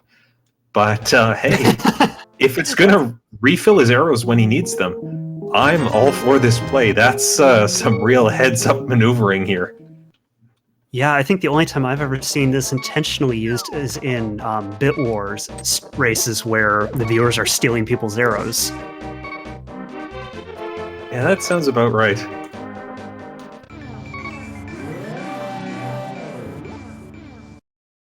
Of course, he also needs to go buy bombs at some point because he used all of those in the Vitreous fight. Yeah, there's lots of shops where you can buy bombs. Yep, he just has to remember to do it. That's a very good point. If it slips his mind for too long, he might find himself in an awkward spot. Alright, Solski is gonna go do everyone's favorite bundle of ice, and we get to see how well he does it with hammer. You know, oh, those are some good multiple hits he gets at the start, and that makes a lot of difference in this fight. If you can just stack on some hits at the start, you really limit how long you sit in this fight. And one little movement thing he was doing there, he was hugging the top of the room, which causes the ice to fall but not break, which is a really great way to avoid taking damage, and he gets that down just about flawlessly. That was really nicely done. You know, the puffs got all around the room, and he was able to stay away from them. It's the kind of fight, if you start getting hit, you get nervous and things go out of control. He kept his calm, and hey, that's a third crystal for him. Yep, and the first of the 5-6 crystals I think we've seen. Now, here's the really important moment for him. Is he? Is he?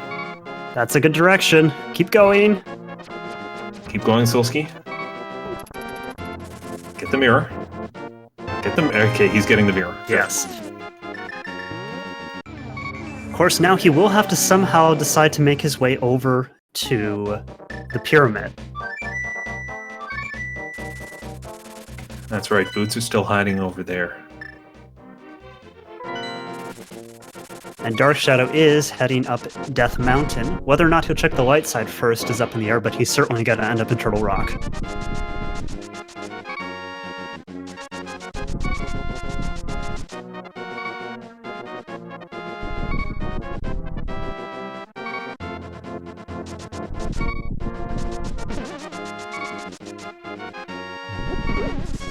Alright, where to now, Solski?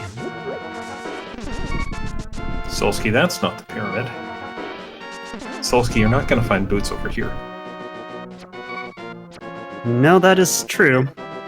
On the plus side, though, he does need to clear this at some point, so at least he is heading in the progressive step. That's true, and remember, for all Solski knows, his Boots and his hookshot could be hiding in Turtle Rock. That could be what he needs to do. We just unfortunately know it's not.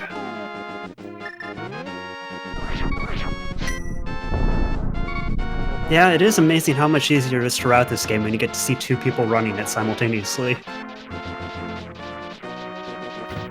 You know, I'm actually watching this and I'm trying to evaluate how much of a lead Dark Shadows has. Because I do think he has the lead not only with the hookshot, but the extra crystal. And it's very hard to do at this point. Not just because they've got different dungeons still to do, but because they've got different swordless dungeons to do. And a lot of that is going to come down to what these runners, specifically in swordless, have really practiced and built up competencies in. Yeah, I agree with you, because even as far behind as Solski is, Gauntlet is still going to be a make or break for this race. Like, you can clear everything else, but unless you are confident in doing Hammer Ganon, you could spend ages there.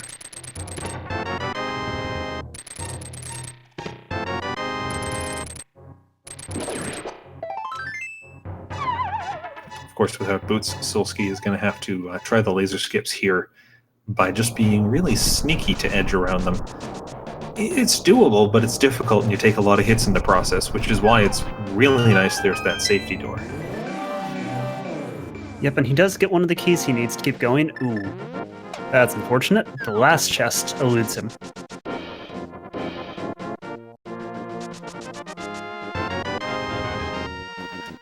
Nice find for Dark Shadows, who never did go and buy bombs, but just found 3 on top of the mountain. Oh, and the big key is in that top chest. That's a nice little find. So Solski, right now, is just going to go ahead and beat Turtle Rock.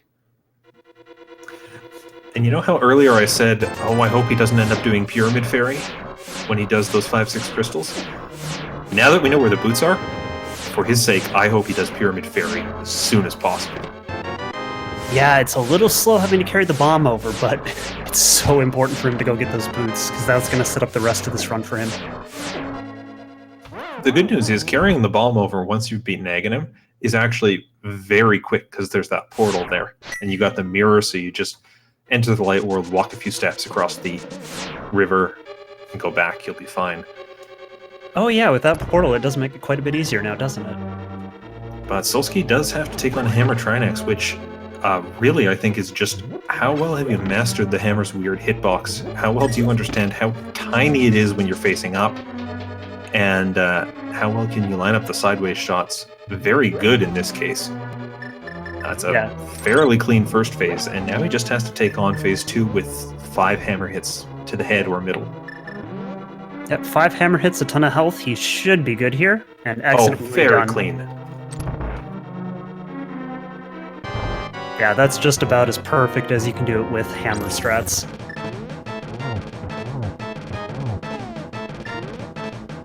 And for your time, a blue boomerang. One of the most useless items in hard mode. That's right, the boomerang nerfed so that it doesn't stun enemies. It'll still hit crystal switches if it needs to. So Dark Shadow dashed over to the right to try to stop that ice from getting on the ground. It's just a touch late on it, so he still has to get the left head. And Solski, I think, is making the play to the bomb shop here. I think he's got enough items out of Turtle Rock that he doesn't want to be hunting around in there for one last one when he can head into the pyramid. He is going to get his boots. When he does that, how quickly will he convert that into a hook shot? Yeah, he pretty much needs to head directly to Desert Palace after this. But if he does that, this is still going to be a really interesting race going towards the finish. I mean, that's the thing. Solski's on his way to get his boots, which eventually will lead him to a hook shot, but we look at Dark Shadows here. He's beaten Trinex, another very nice fight. He's now sitting on 5 crystals, and he's going to walk out the front of Turtle Rock, step in, get his flippers, and be in go mode.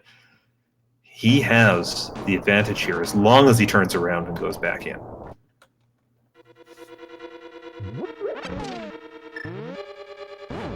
Yeah, real good decision room here to turn around. He knows how many items are sitting in Turtle Rock. You just can't pass that up.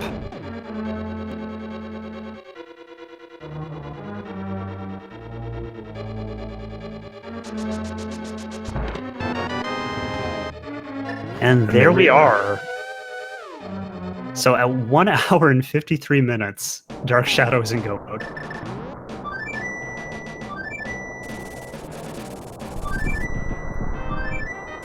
Alright, the good news.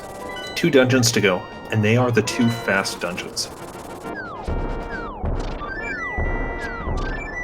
Yep, we're gonna get to see him do a nice Ice Palace bomb jump, and then go right past everything else and head straight to the boss, and pretty much the same thing in Swamp Palace.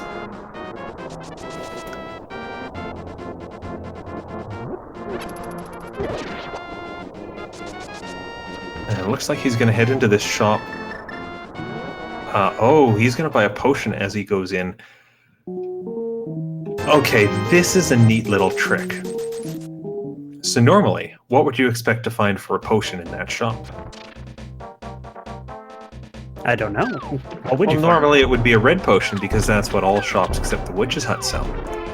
But to prevent some annoying soft locks in the game, in the current version, inverted mode actually puts a blue potion in that shop that's accessible at the start. And it does that so that you can always buy a potion to refill your magic to do Spike Cave if you need to. Now, Oh, that's really clever. blue potion is particularly effective for, say, a swordless trip through Ice Palace because it means you can refill your magic. And yes, hammer can take out Cold Stare, but you know what's better? Fire Rod. So Right, that's a bit better. That's a really nice spot to buy a potion and get kind of more bang for your buck, more stuff in your bottles. I like that play from Dark Shadows. I confess I was really confused why he was fluting away from his path to Ice Palace. This makes a lot of sense. Yeah, that's an incredibly heads-up play from him, and really understanding the unique changes that inverted mode adds to this game.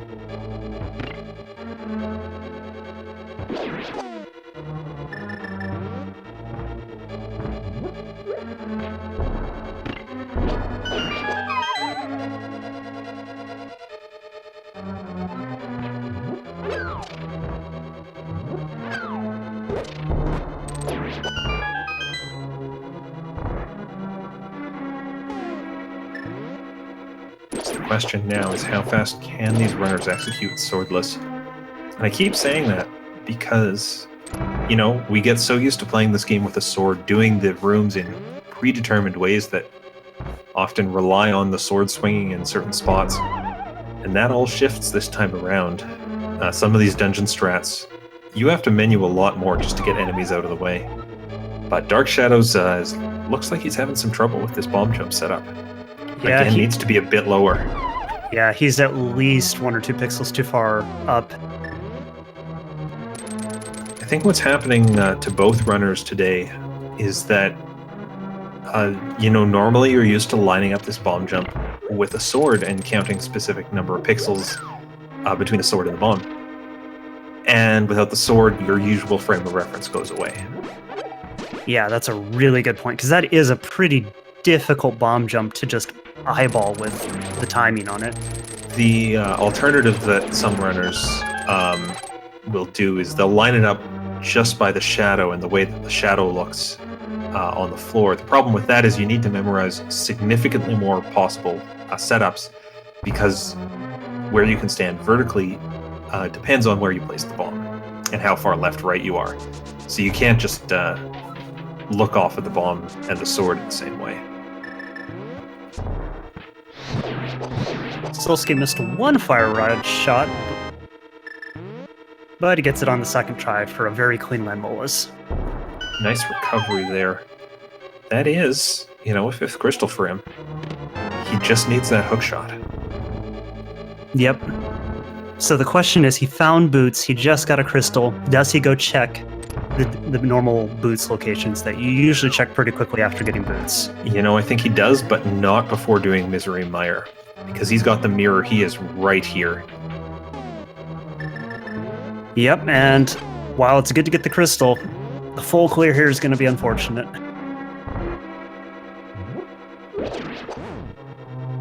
Because while Misery Mire, normally not one of the dungeons known for being able to do a quick clear, the big key actually happened to turn up really early this time around. That's right, we did get the God Mire, as we like to call it.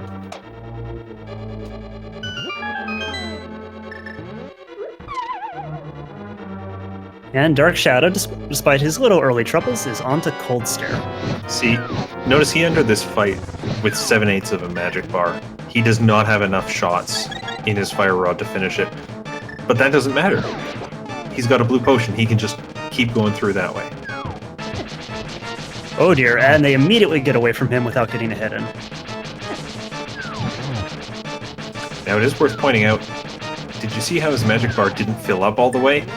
Yeah, this is hard mode. We nerfed the potions a little bit just to not make your life too easy. Yep, half magic and only 7 hearts are given back from a blue potion.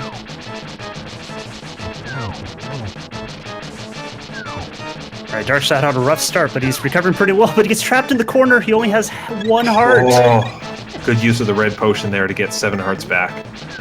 Loses some of them right away. This is not over for him. 1 puff down, and the hardest part of this fight is done. Yeah, but he still has to be really careful here. This fight can turn on a dime. Oh, nice double hit to take out both puffs at the same time. I was scared there for Dark Shadows, but I'm glad to see that he's advanced to a 6th crystal now. Sorry, I got distracted. Solski was trying to fly. Yep, took one crack at that, and well, he only had 1 heart, so, I mean, really didn't lose much by trying it at that point.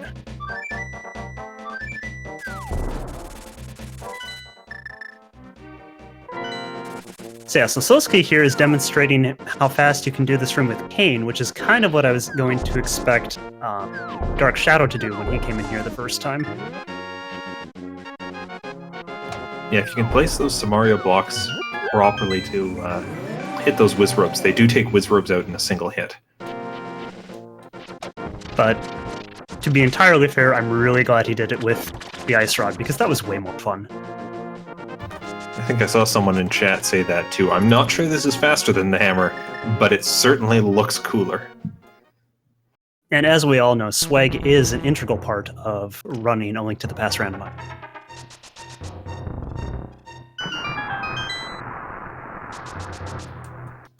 Alright, so Solski gonna do the mire clear here. There's one of his 2 items, but if he keeps on this path, he may actually find the 2nd item here. I can't recall. I know Dark Shadow ended up having to go all the way to the big key chest, so I don't think he finds it until then.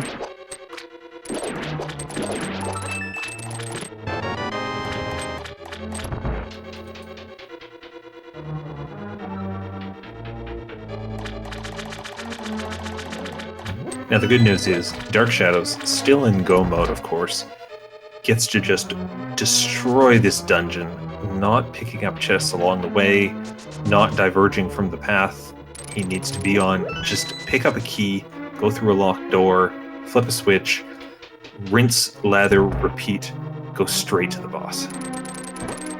In fact, he doesn't even have any of the normal incentives to just check the couple of really quick chests on the way, because there's no more mail. He can't get a sword. I mean, 1 more heart's not really a make or break at this point. No, I mean, the one thing is you do absolutely want silver arrows, but we saw that, what, in Hype Cave? In the first 10 minutes of this Something like that. race? It was real early.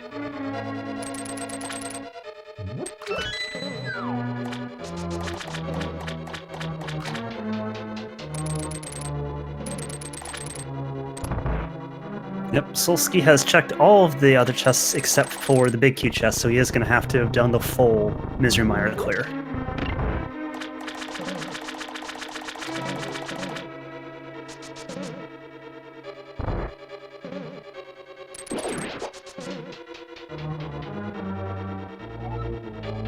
Solski continuing to demonstrate he has a really good knowledge of where the fairy spots are, and even though they're only giving him 1 health, he's been using that powder to great effect to try to keep his health up in Misery Mire. Especially because in Misery Mire, there's not a ton of stuff you actually need magic for. And so you're perfectly free to just spend that magic to powder those anti-fairies. I want to note the 20 on the rupee that Dark Shadows picked up. That means it's one of those big 20s that was originally a sword. So I do think it's amusing that the 1 chest in Swamp Palace he takes the time to get is the one everyone always gets in hope of a sword. And it was sort of a sword. Frankly, that's about the worst possible thing you can find there in this case. Just stick that dagger and twist it a little bit, won't you, Randomizer? Alright, so if you'll excuse me, I'm going to take a bit of a nap right now as Dark Shadows plays a bit of menu miser here. Yeah, I don't know about you, but I see enough slideshows at work. This is perhaps the most frustrating part of playing swordless. Not that it's a hard thing to do this fight with hammer, but it's certainly just a slog. I do like how Dark Shadows pulled 2 puffs out there. I managed to then get 2 puffs on a single menu transition, and does it again. That's the kind of thing that actually adds up in time in this fight, because normally hammer is the only way you're damaging these things. Yeah, that double is super important. It dramatically speeds up the fight, and honestly doesn't make it too much slower than if you're just doing Master Sword, which is a really nice thing. And nice fire rod shots. I don't think he missed a single one there. Got a few doubles off. So the good news for DarkShadows59 is just over 2 hours into this race, he does have 7 crystals. But we already saw them walk into Ganon's Tower to do Aghanim Tower. Where are they going now? Well, if we've already done Aghanim, I guess there's really only one other place to go, and that would be actual Aghanim's Tower. Yeah, that is the new place where we get to see Ganon's Tower hiding in inverted mode. Ganon putting up shop in the center of the realm, and of course, I can see the numbers in chat already. We do have that little game we like to play, trying to guess where the big key is going to be hiding. Dark Shadows giving you a bit of time to get your guess from 1 to 22 in chat as he picks up another blue potion. I am really liking this shop location with the blue here. Yeah, this is fantastic, especially because you don't have the ability to flute to the witch anymore. This is a really nice replacement for that. And of course, regarding that big key guessing game, subscribers and people who have cheered at least 250 bits to any speed gaming channel do have the option of getting their name on the leaderboard if they guess correctly, which, you know, you have a 1 in 22 chance.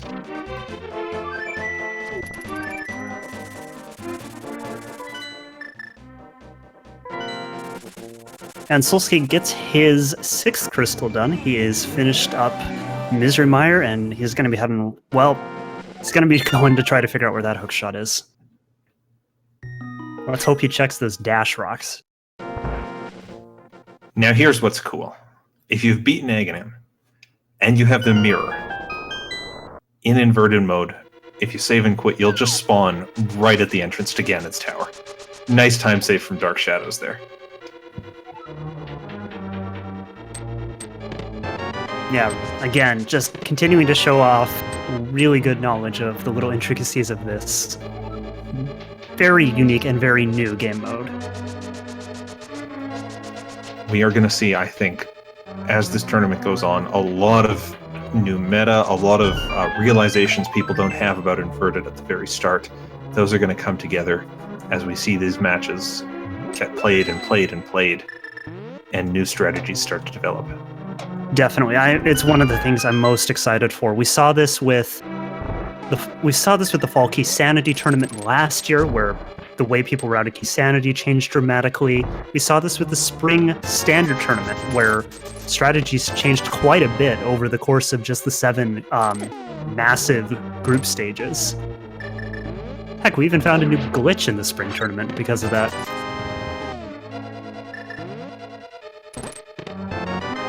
So there is so much potential here, and it's going to be really exciting to see how this develops over the next couple of months.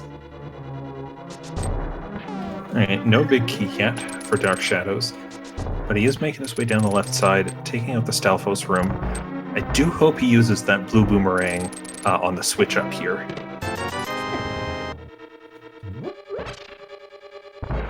Yeah, you gotta give those almost entirely useless items a little bit of love.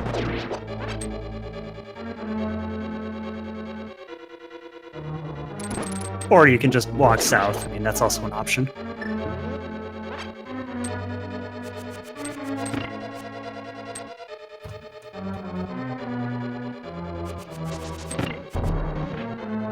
Oh, interestingly, Dark Shadows is playing with hundo strats here, using patterns that work for the red boomerang. And in the top room, it still works with the blue boomerang, but you have to do it a different way in the bottom. So switching over to Kane to make sure he doesn't get stuck anymore, a good way to cut his losses. You know, I imagine hook shot is required there.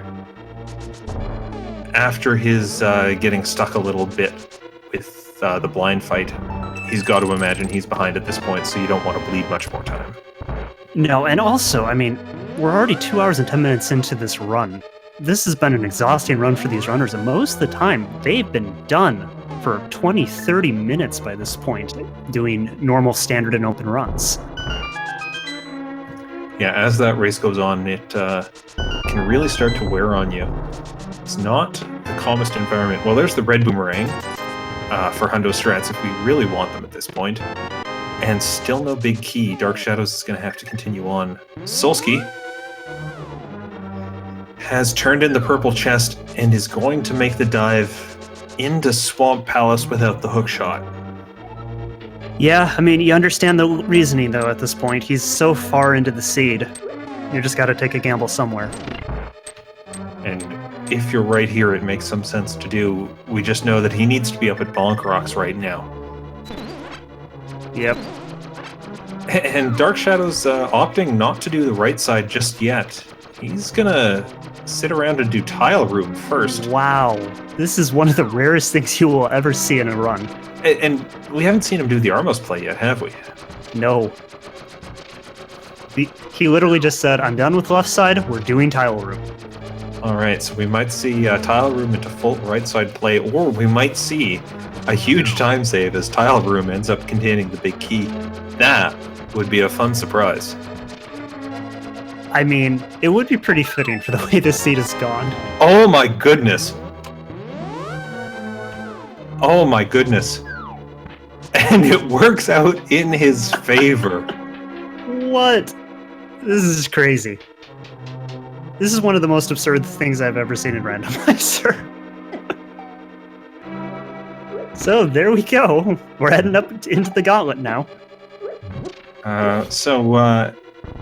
14 being the location of the big key today. So I'll be happy to take that surprise spot on the big key leaderboard.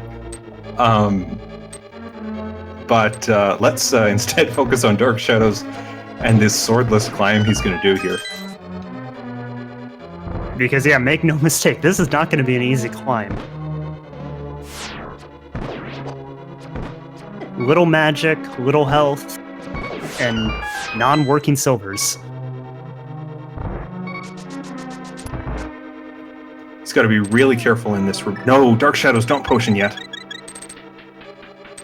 The fairy room is just up ahead if you could have done this without taking damage, but I can see why in this situation you don't want to make that call and you just play it safe.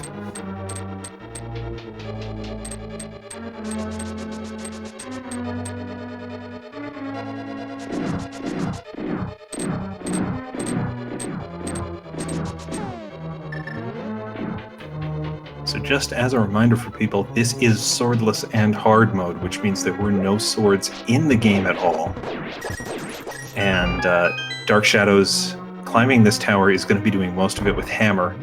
In addition, because we're on hard mode, no silver arrows work until the Ganon fight, so it's not like you can use some of the pro silver strats to decimate enemies.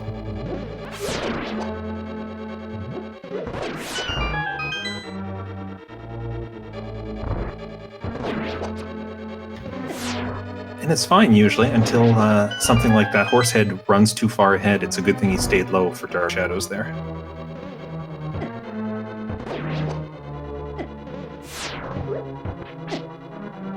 But you know, when the Stalfos sneaks to the bottom, it's a good thing he can pick up that pot to take that out.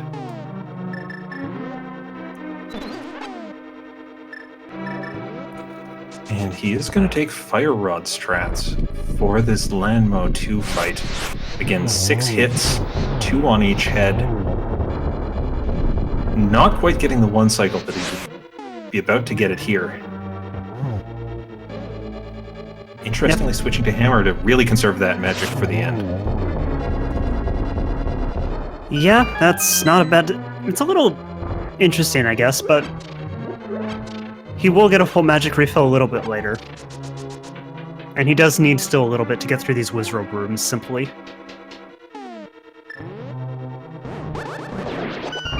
Oh, nice timing for a magic refill.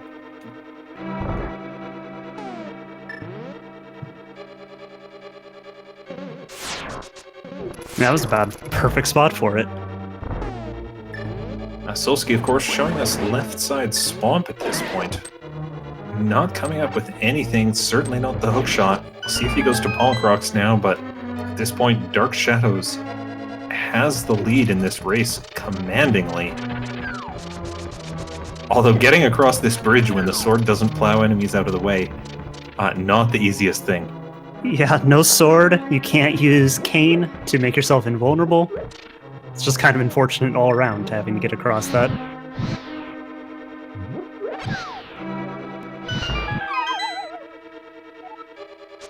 Ooh, that's going to be some tight timing to get through this torch room. But he does it. And there, of course, is that full magic refill for him, so we can just fire rod these torches up top. And he's got 2 small keys, so he doesn't even need to stop to kill the Helmosaurs. He's going to check these chests on the off chance, maybe a health or something. A full potion, I guess, is the one other thing you could hope for. Oh, a blue potion at the top of Aga Tower is not something you'd turn down. No, not at all. Well, Solski, it looks like he's going to be checking Turtle Rock, maybe? To get those Turtle few Rock, items? Spike Cave, the one chest that's reachable in Hookshot Cave with the boots. Pretty much everything except the Bonk Rock. And our dash cave that we need. And Dark Shadows just needs 3 hits on Moldorm. The nice thing about a Hammer Moldorm fight is he will never go into that speedy rage mode. And I was going to say a great pause buffer, but he didn't get the hit there. There we go. And by pausing and switching to Hookshot before Moldorm explodes, you can have that Hookshot ready to go. Oh, we have the actual safety item, the cape. I mean, it burns through double your magic, and you can't actually swing your hammer, but it's sort of a safety. It's a safety in the same way invisibility in some old school shooters was a safety. You won't get hurt. You just can't attack anything while that's happening. If the fire bats get really bad in Ganon, it could save. And so, for those wondering, Solski did confirm that Cane of Burna does work as it normally does in Spike Cave.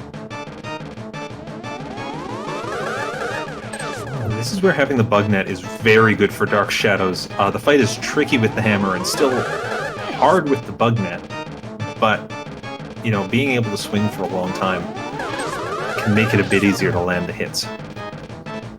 Yeah, you think you don't like having to do Agam with bug net. Well, until you've had to do it with hammer, you really haven't lived. With a few cycles there, Dark Shadows is going to take out Agam and head through to that Ganon fight, where instead of doing the fight in the Dark World on top of the pyramid, surprise, we're back at Hyrule Castle.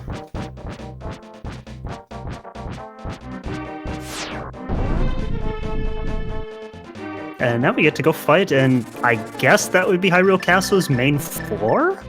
I think that's where that hole should lead. No, it's Ganon. Oh, we just fell right into the basement, I see. Yeah. So in each of the first 2 phases here, Dark Shadows needs 12 hits with the hammer.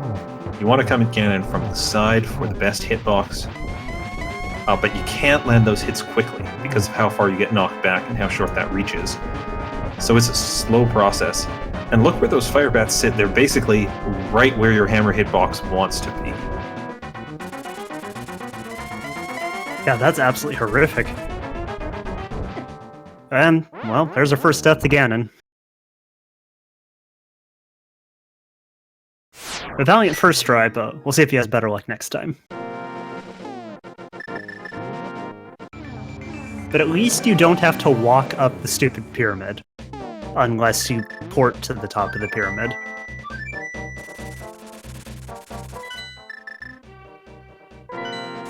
This looks like she's going to go get some potions here.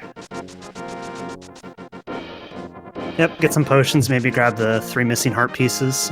I mean, when you have 1,000 rupees, seems like a pretty safe play.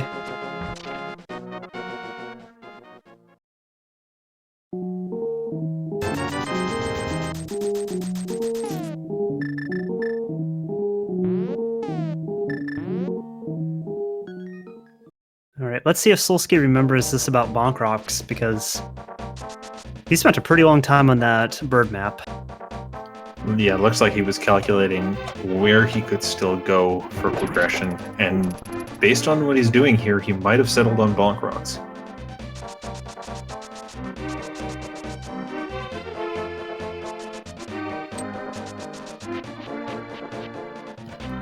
Now, Dark Shadows, I guess he mirrored from the top of the castle, so he can get back to the Dark World here and drop in. Yep, he just missed having to walk up the pyramid to refight Ganon. Is Solski rechecking the pedestal to make sure that he hasn't missed it? I think or is he doing the Mothula fight for the Green Pendant? I'm going to go with Green Pendant. I'm starting to think that book was there just to mess with me. Yeah. I think you might be right.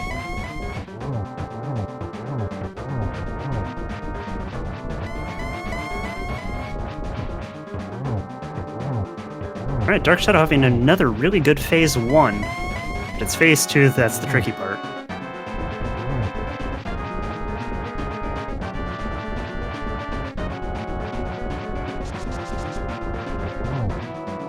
And he is going to play this slowly. He is not going to take his chances. But he does get a hug, and he's now trapped in a corner. That's a good way to load up on hits, and oh, the problem with the magic cape is you need about a second before you can turn it on. I like this. That wasn't waiting through the save menu. That was a hard reset on his console, so he saves all his magic. And more importantly, his potions. But while that was happening, I just want to point out that Solski just did Mothula with only the hammer and 3 hearts, and did it without getting hit. Well, nicely done, Solski. Please, go check the Bonk Rocks. Look, Solski just thought he was doing 100% today. Whomp. And another hard reset. So I love what Dark Shadows is doing to maintain his resources here, but I'm a bit worried when this happens, now 3 fights against Ganon, there's a cycle you can get into as a runner where you just kind of ram yourself into this fight, knowing, I've done this before, I can do this, and you try to kind of push harder through it instead of taking a step back, and I just hope Dark Shadows doesn't get stuck in that cycle here, because his Phase 1 is so clean. It's the Phase 2 that's getting him. And unfortunately, those clean Phases 1s are starting to go away now, as he's now starting to take hits here that he wasn't the first few times.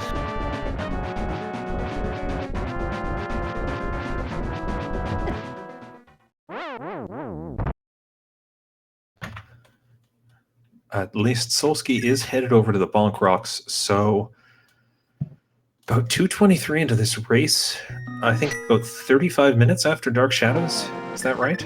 That can't be right. It was about 20 minutes. 20 minutes, that seems more reasonable for the pace these runners are going at. He is going to enter Go mode, but he has a lot of ground to make up. Yep, he has one less dungeon to do than Dark Shadows did when Dark Shadows hit Go mode. Unfortunately, that's not actually a good thing for Solski, because it meant he full cleared Ice Palace. Now, the one complaint I do have for Dark Shadow with these hard resets means we don't get to see these deaths in the stats at the end. You know what? I think after the start the seed gave the runners, I'm not going to fault them for trying to keep that number low. But I Chad, I'm trusting you to keep count. I do want to highlight how hard this second phase is, because those bats sit right where you want to be. Dark Shadows this time around opting to use those potions preemptively, making that hard reset he's going to do after the fight the more valuable. Yeah, I mean, if you're just going to hard reset, you might as well use all your resources each time, right?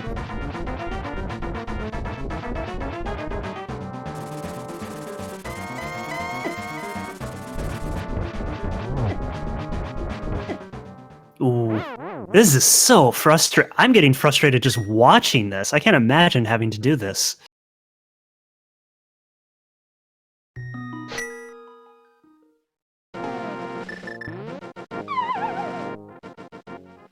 And well, you know, he could switch to the cape and use it. He can't hammer while doing it. His magic goes down twice as fast as it normally would. It's not really a way to advance the fight, just kind of a way to stand still. It's not what you need to be doing. Yeah, it's pretty much just a last-ditch save yourself from a really bad situation.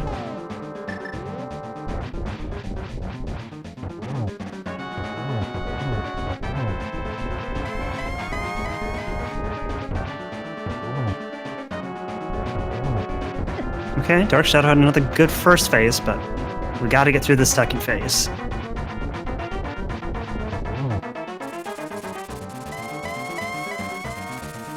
I like the way he did that. He faced forwards and held his sword out. He did it again facing sideways, so that when he hits, or when he gets close enough to Ganon, he can just hammer. He doesn't have to worry about trying to turn, because turning will inevitably walk you straight into Ganon.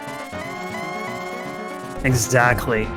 And what you're seeing here is that he's just slightly underestimating those fireball ranges, because normally with any sword you'd be able to do this just fine, but hammer's just a little bit shorter. Just an infuriatingly little bit shorter. Now, from the left, when Ganon's facing downwards, there is actually a nice window that we can see him using here to hit Ganon, and that's a great spot to be in. It's a hard spot to get in for a lot of positions, because, as you can see, when Ganon faces up, the bats don't let you do that. But he's starting to get the hang of this. He should be almost on to phase 3.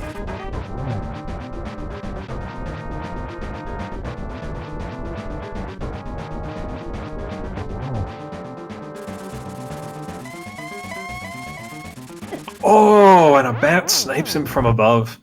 I think that was phase 3, too. Regardless, I think Dark Shadows has caught on to some of the tricks in this fight. I expect we're going to see some nice stuff coming out of this next round here, and this could be what he needs to finish. He's definitely getting that pattern down.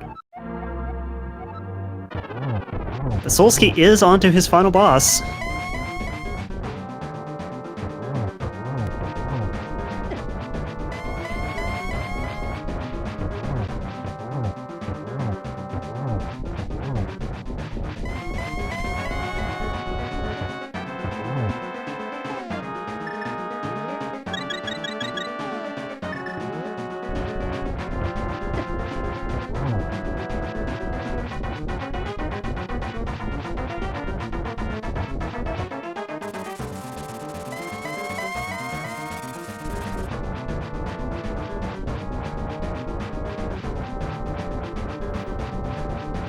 Taking it very slowly here. You know, that hit from the side, it looks like you should be able to do it, but you just can't get high enough to make it work. Yeah, I think what Solski's showing here is you pretty much have to either do that bottom angle when he's bottom right angle when he's in the left side, or come in from the side when he's in the top right, and pretty much everything else you should just be skipping if you really want to be safe.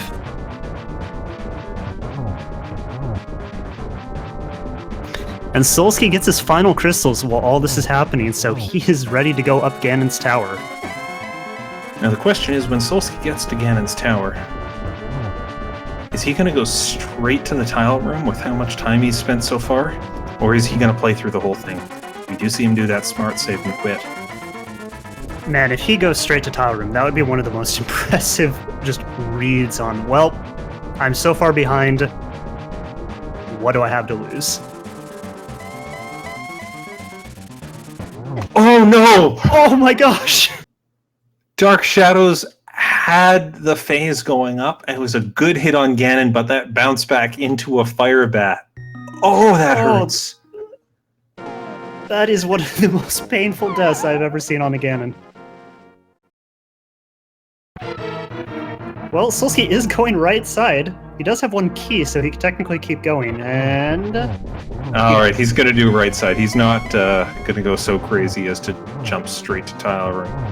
I mean, he would be an utter genius, but an utter madman to have done that. Why not both?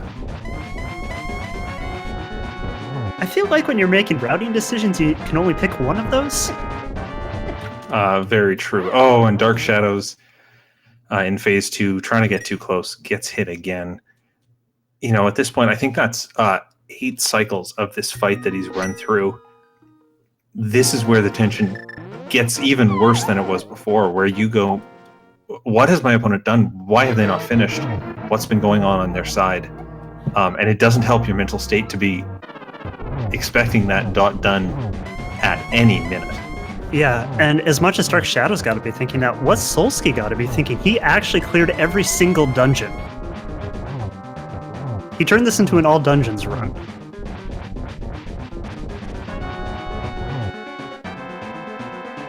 Of course, with the routing he's taking, he's also going to end up checking all 23 chests in Ganon's tower.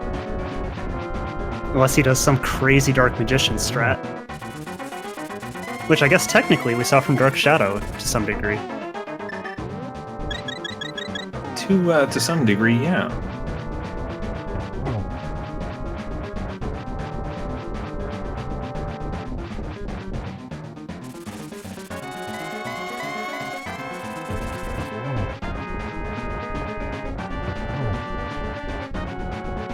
You know, that hitbox from the bottom right is so tiny. I'm sure Dark Shadow's heart gets into his throat every time he sneaks in there for a hit.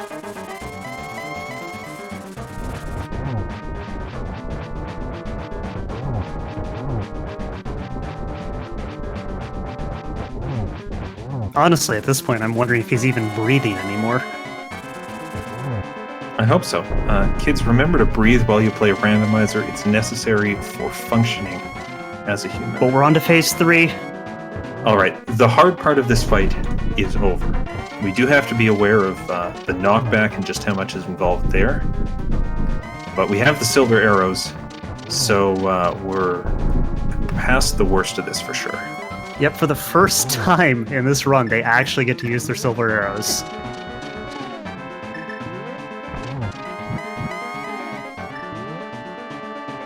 That looks like a successful torch glitch, so you shouldn't have to worry about his magic anymore.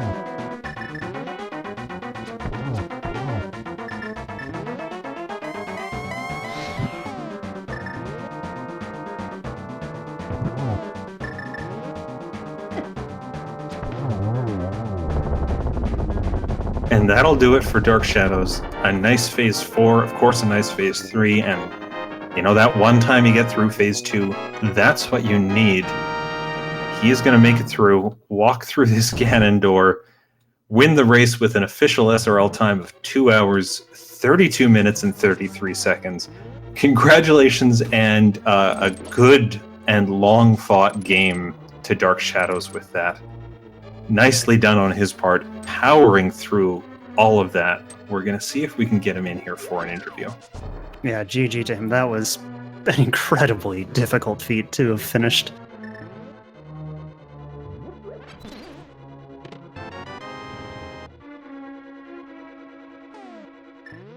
Oh, it looks like he's already in the waiting room, so we're going to bring him in here. And DarkShadows59, congratulations on that long seed and the victory at the end. Did you remember to breathe during the Ganon fight? Yeah, but it's really hard to do it with your chest just pounding the entire time. Oh.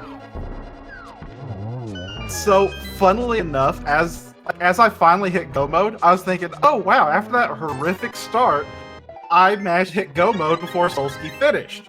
And then I got my crystals, and I'm like, how is this still a thing? And just every stage up, I'm just constantly thinking, how am I still in this?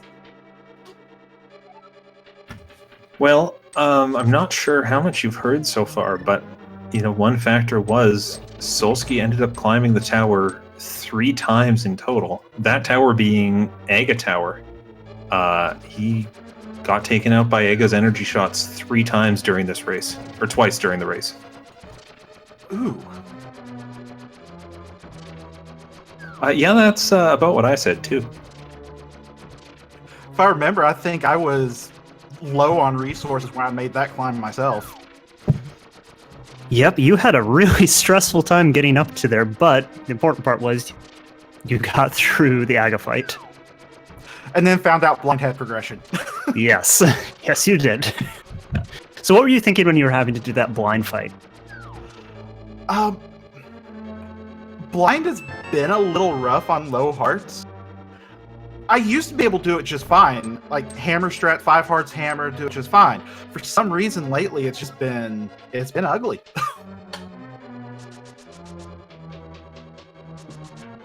Well, no one ever said doing it with Kena Samaria was easy, much less doing it with, I believe you had 5 hearts at the time? Eventually, anyway?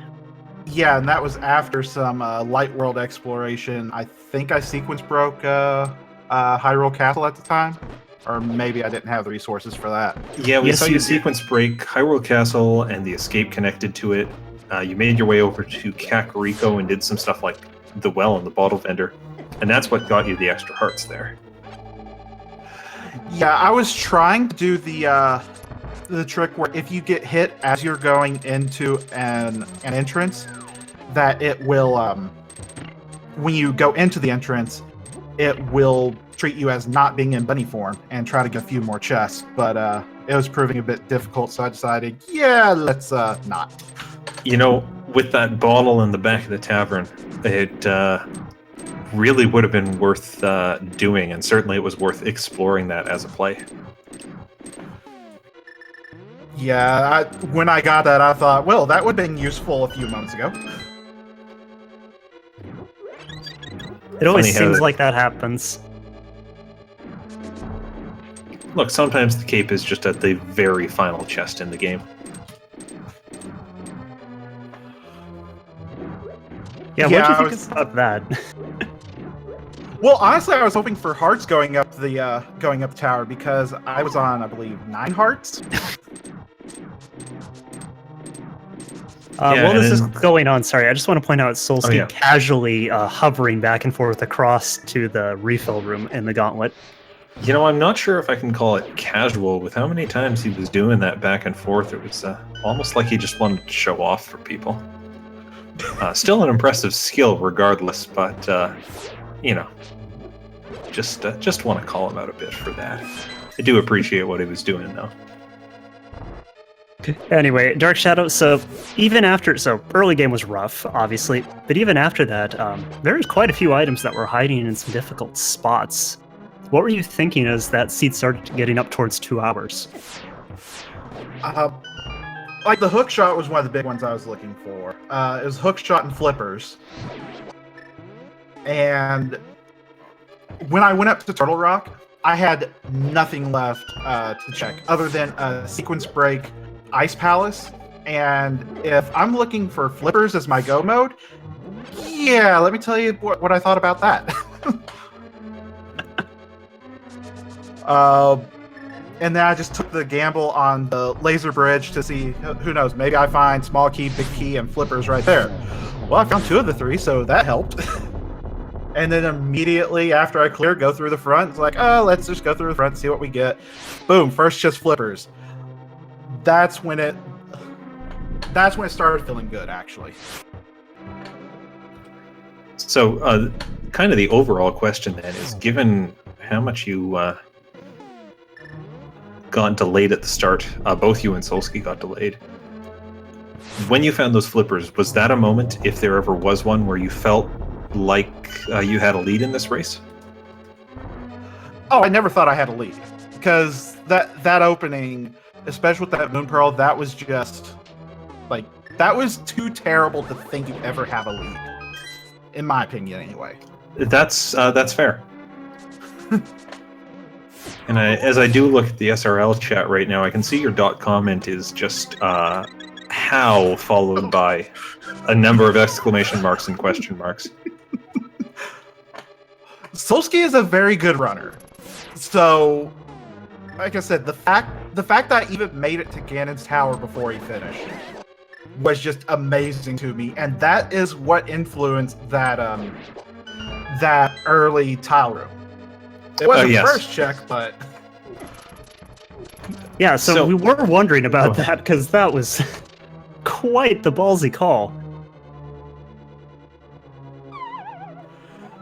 Yeah, I figured by that point Solski was already at least partway up Ganon's tower, and I figure, okay, he's not done. The big key had to be a troll. Check there. Oh, hey, it was a troll. Little did I know that I was the first one to see it. So, of course, I think a lot of the length of this seed came from the combination that was chosen: inverted, hard mode, swordless, all stacked together. This, of course, was Solski's choice for the race today. You have 2 more races against this guy, and you get to pick the next race. Are you planning on getting revenge, or and forcing him through something like this again, or playing it a bit simpler? Let's just say I have my own ways for revenge on this. And it sounds like you want to keep those close to your chest until the race 2 comes to play. Oh yeah. Well, we won't press further on that then. But we'll definitely look forward to it. Yeah. So congratulations again. I think we're going to wrap it up here. We do have another match starting in 8 minutes right here on Speed Gaming 3. That match is going to be John Rossums versus Fire Rod King. And they're going to be playing inverted mode with normal difficulty and no variation. And randomized swords instead of no swords. So, Swords, you know. what are those? Exactly. A bit of a tamer race, perhaps, but between those 2 runners, still one worth sticking around for. Solski does end up, or does want me to convey a message that he's not able to interview, but he just wants to convey a sorry. I'm not sure who that's for, but I will pass that on for him.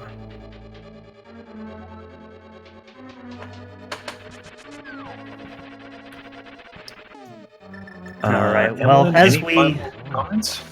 Yeah, so as we start to wrap things up here, first want to just thank all of you for coming out and watching this absolutely incredible race. Kicking off our fall tournament group stages, this was absolutely fantastic. You got to saw a brand new game mode recently added. If you enjoyed this, there's going to be a ton more action coming up. All right, so thanks again to Emlyn for joining me. Thanks to Iceman for doing some great tracking tonight as these runners ran through it all. Thanks to Speed Game for hosting, and that will do it. We'll let Solski play out until the next match gets brought up here. I've been Filey, and good night, everyone. I've been Emlyn. Have a good one.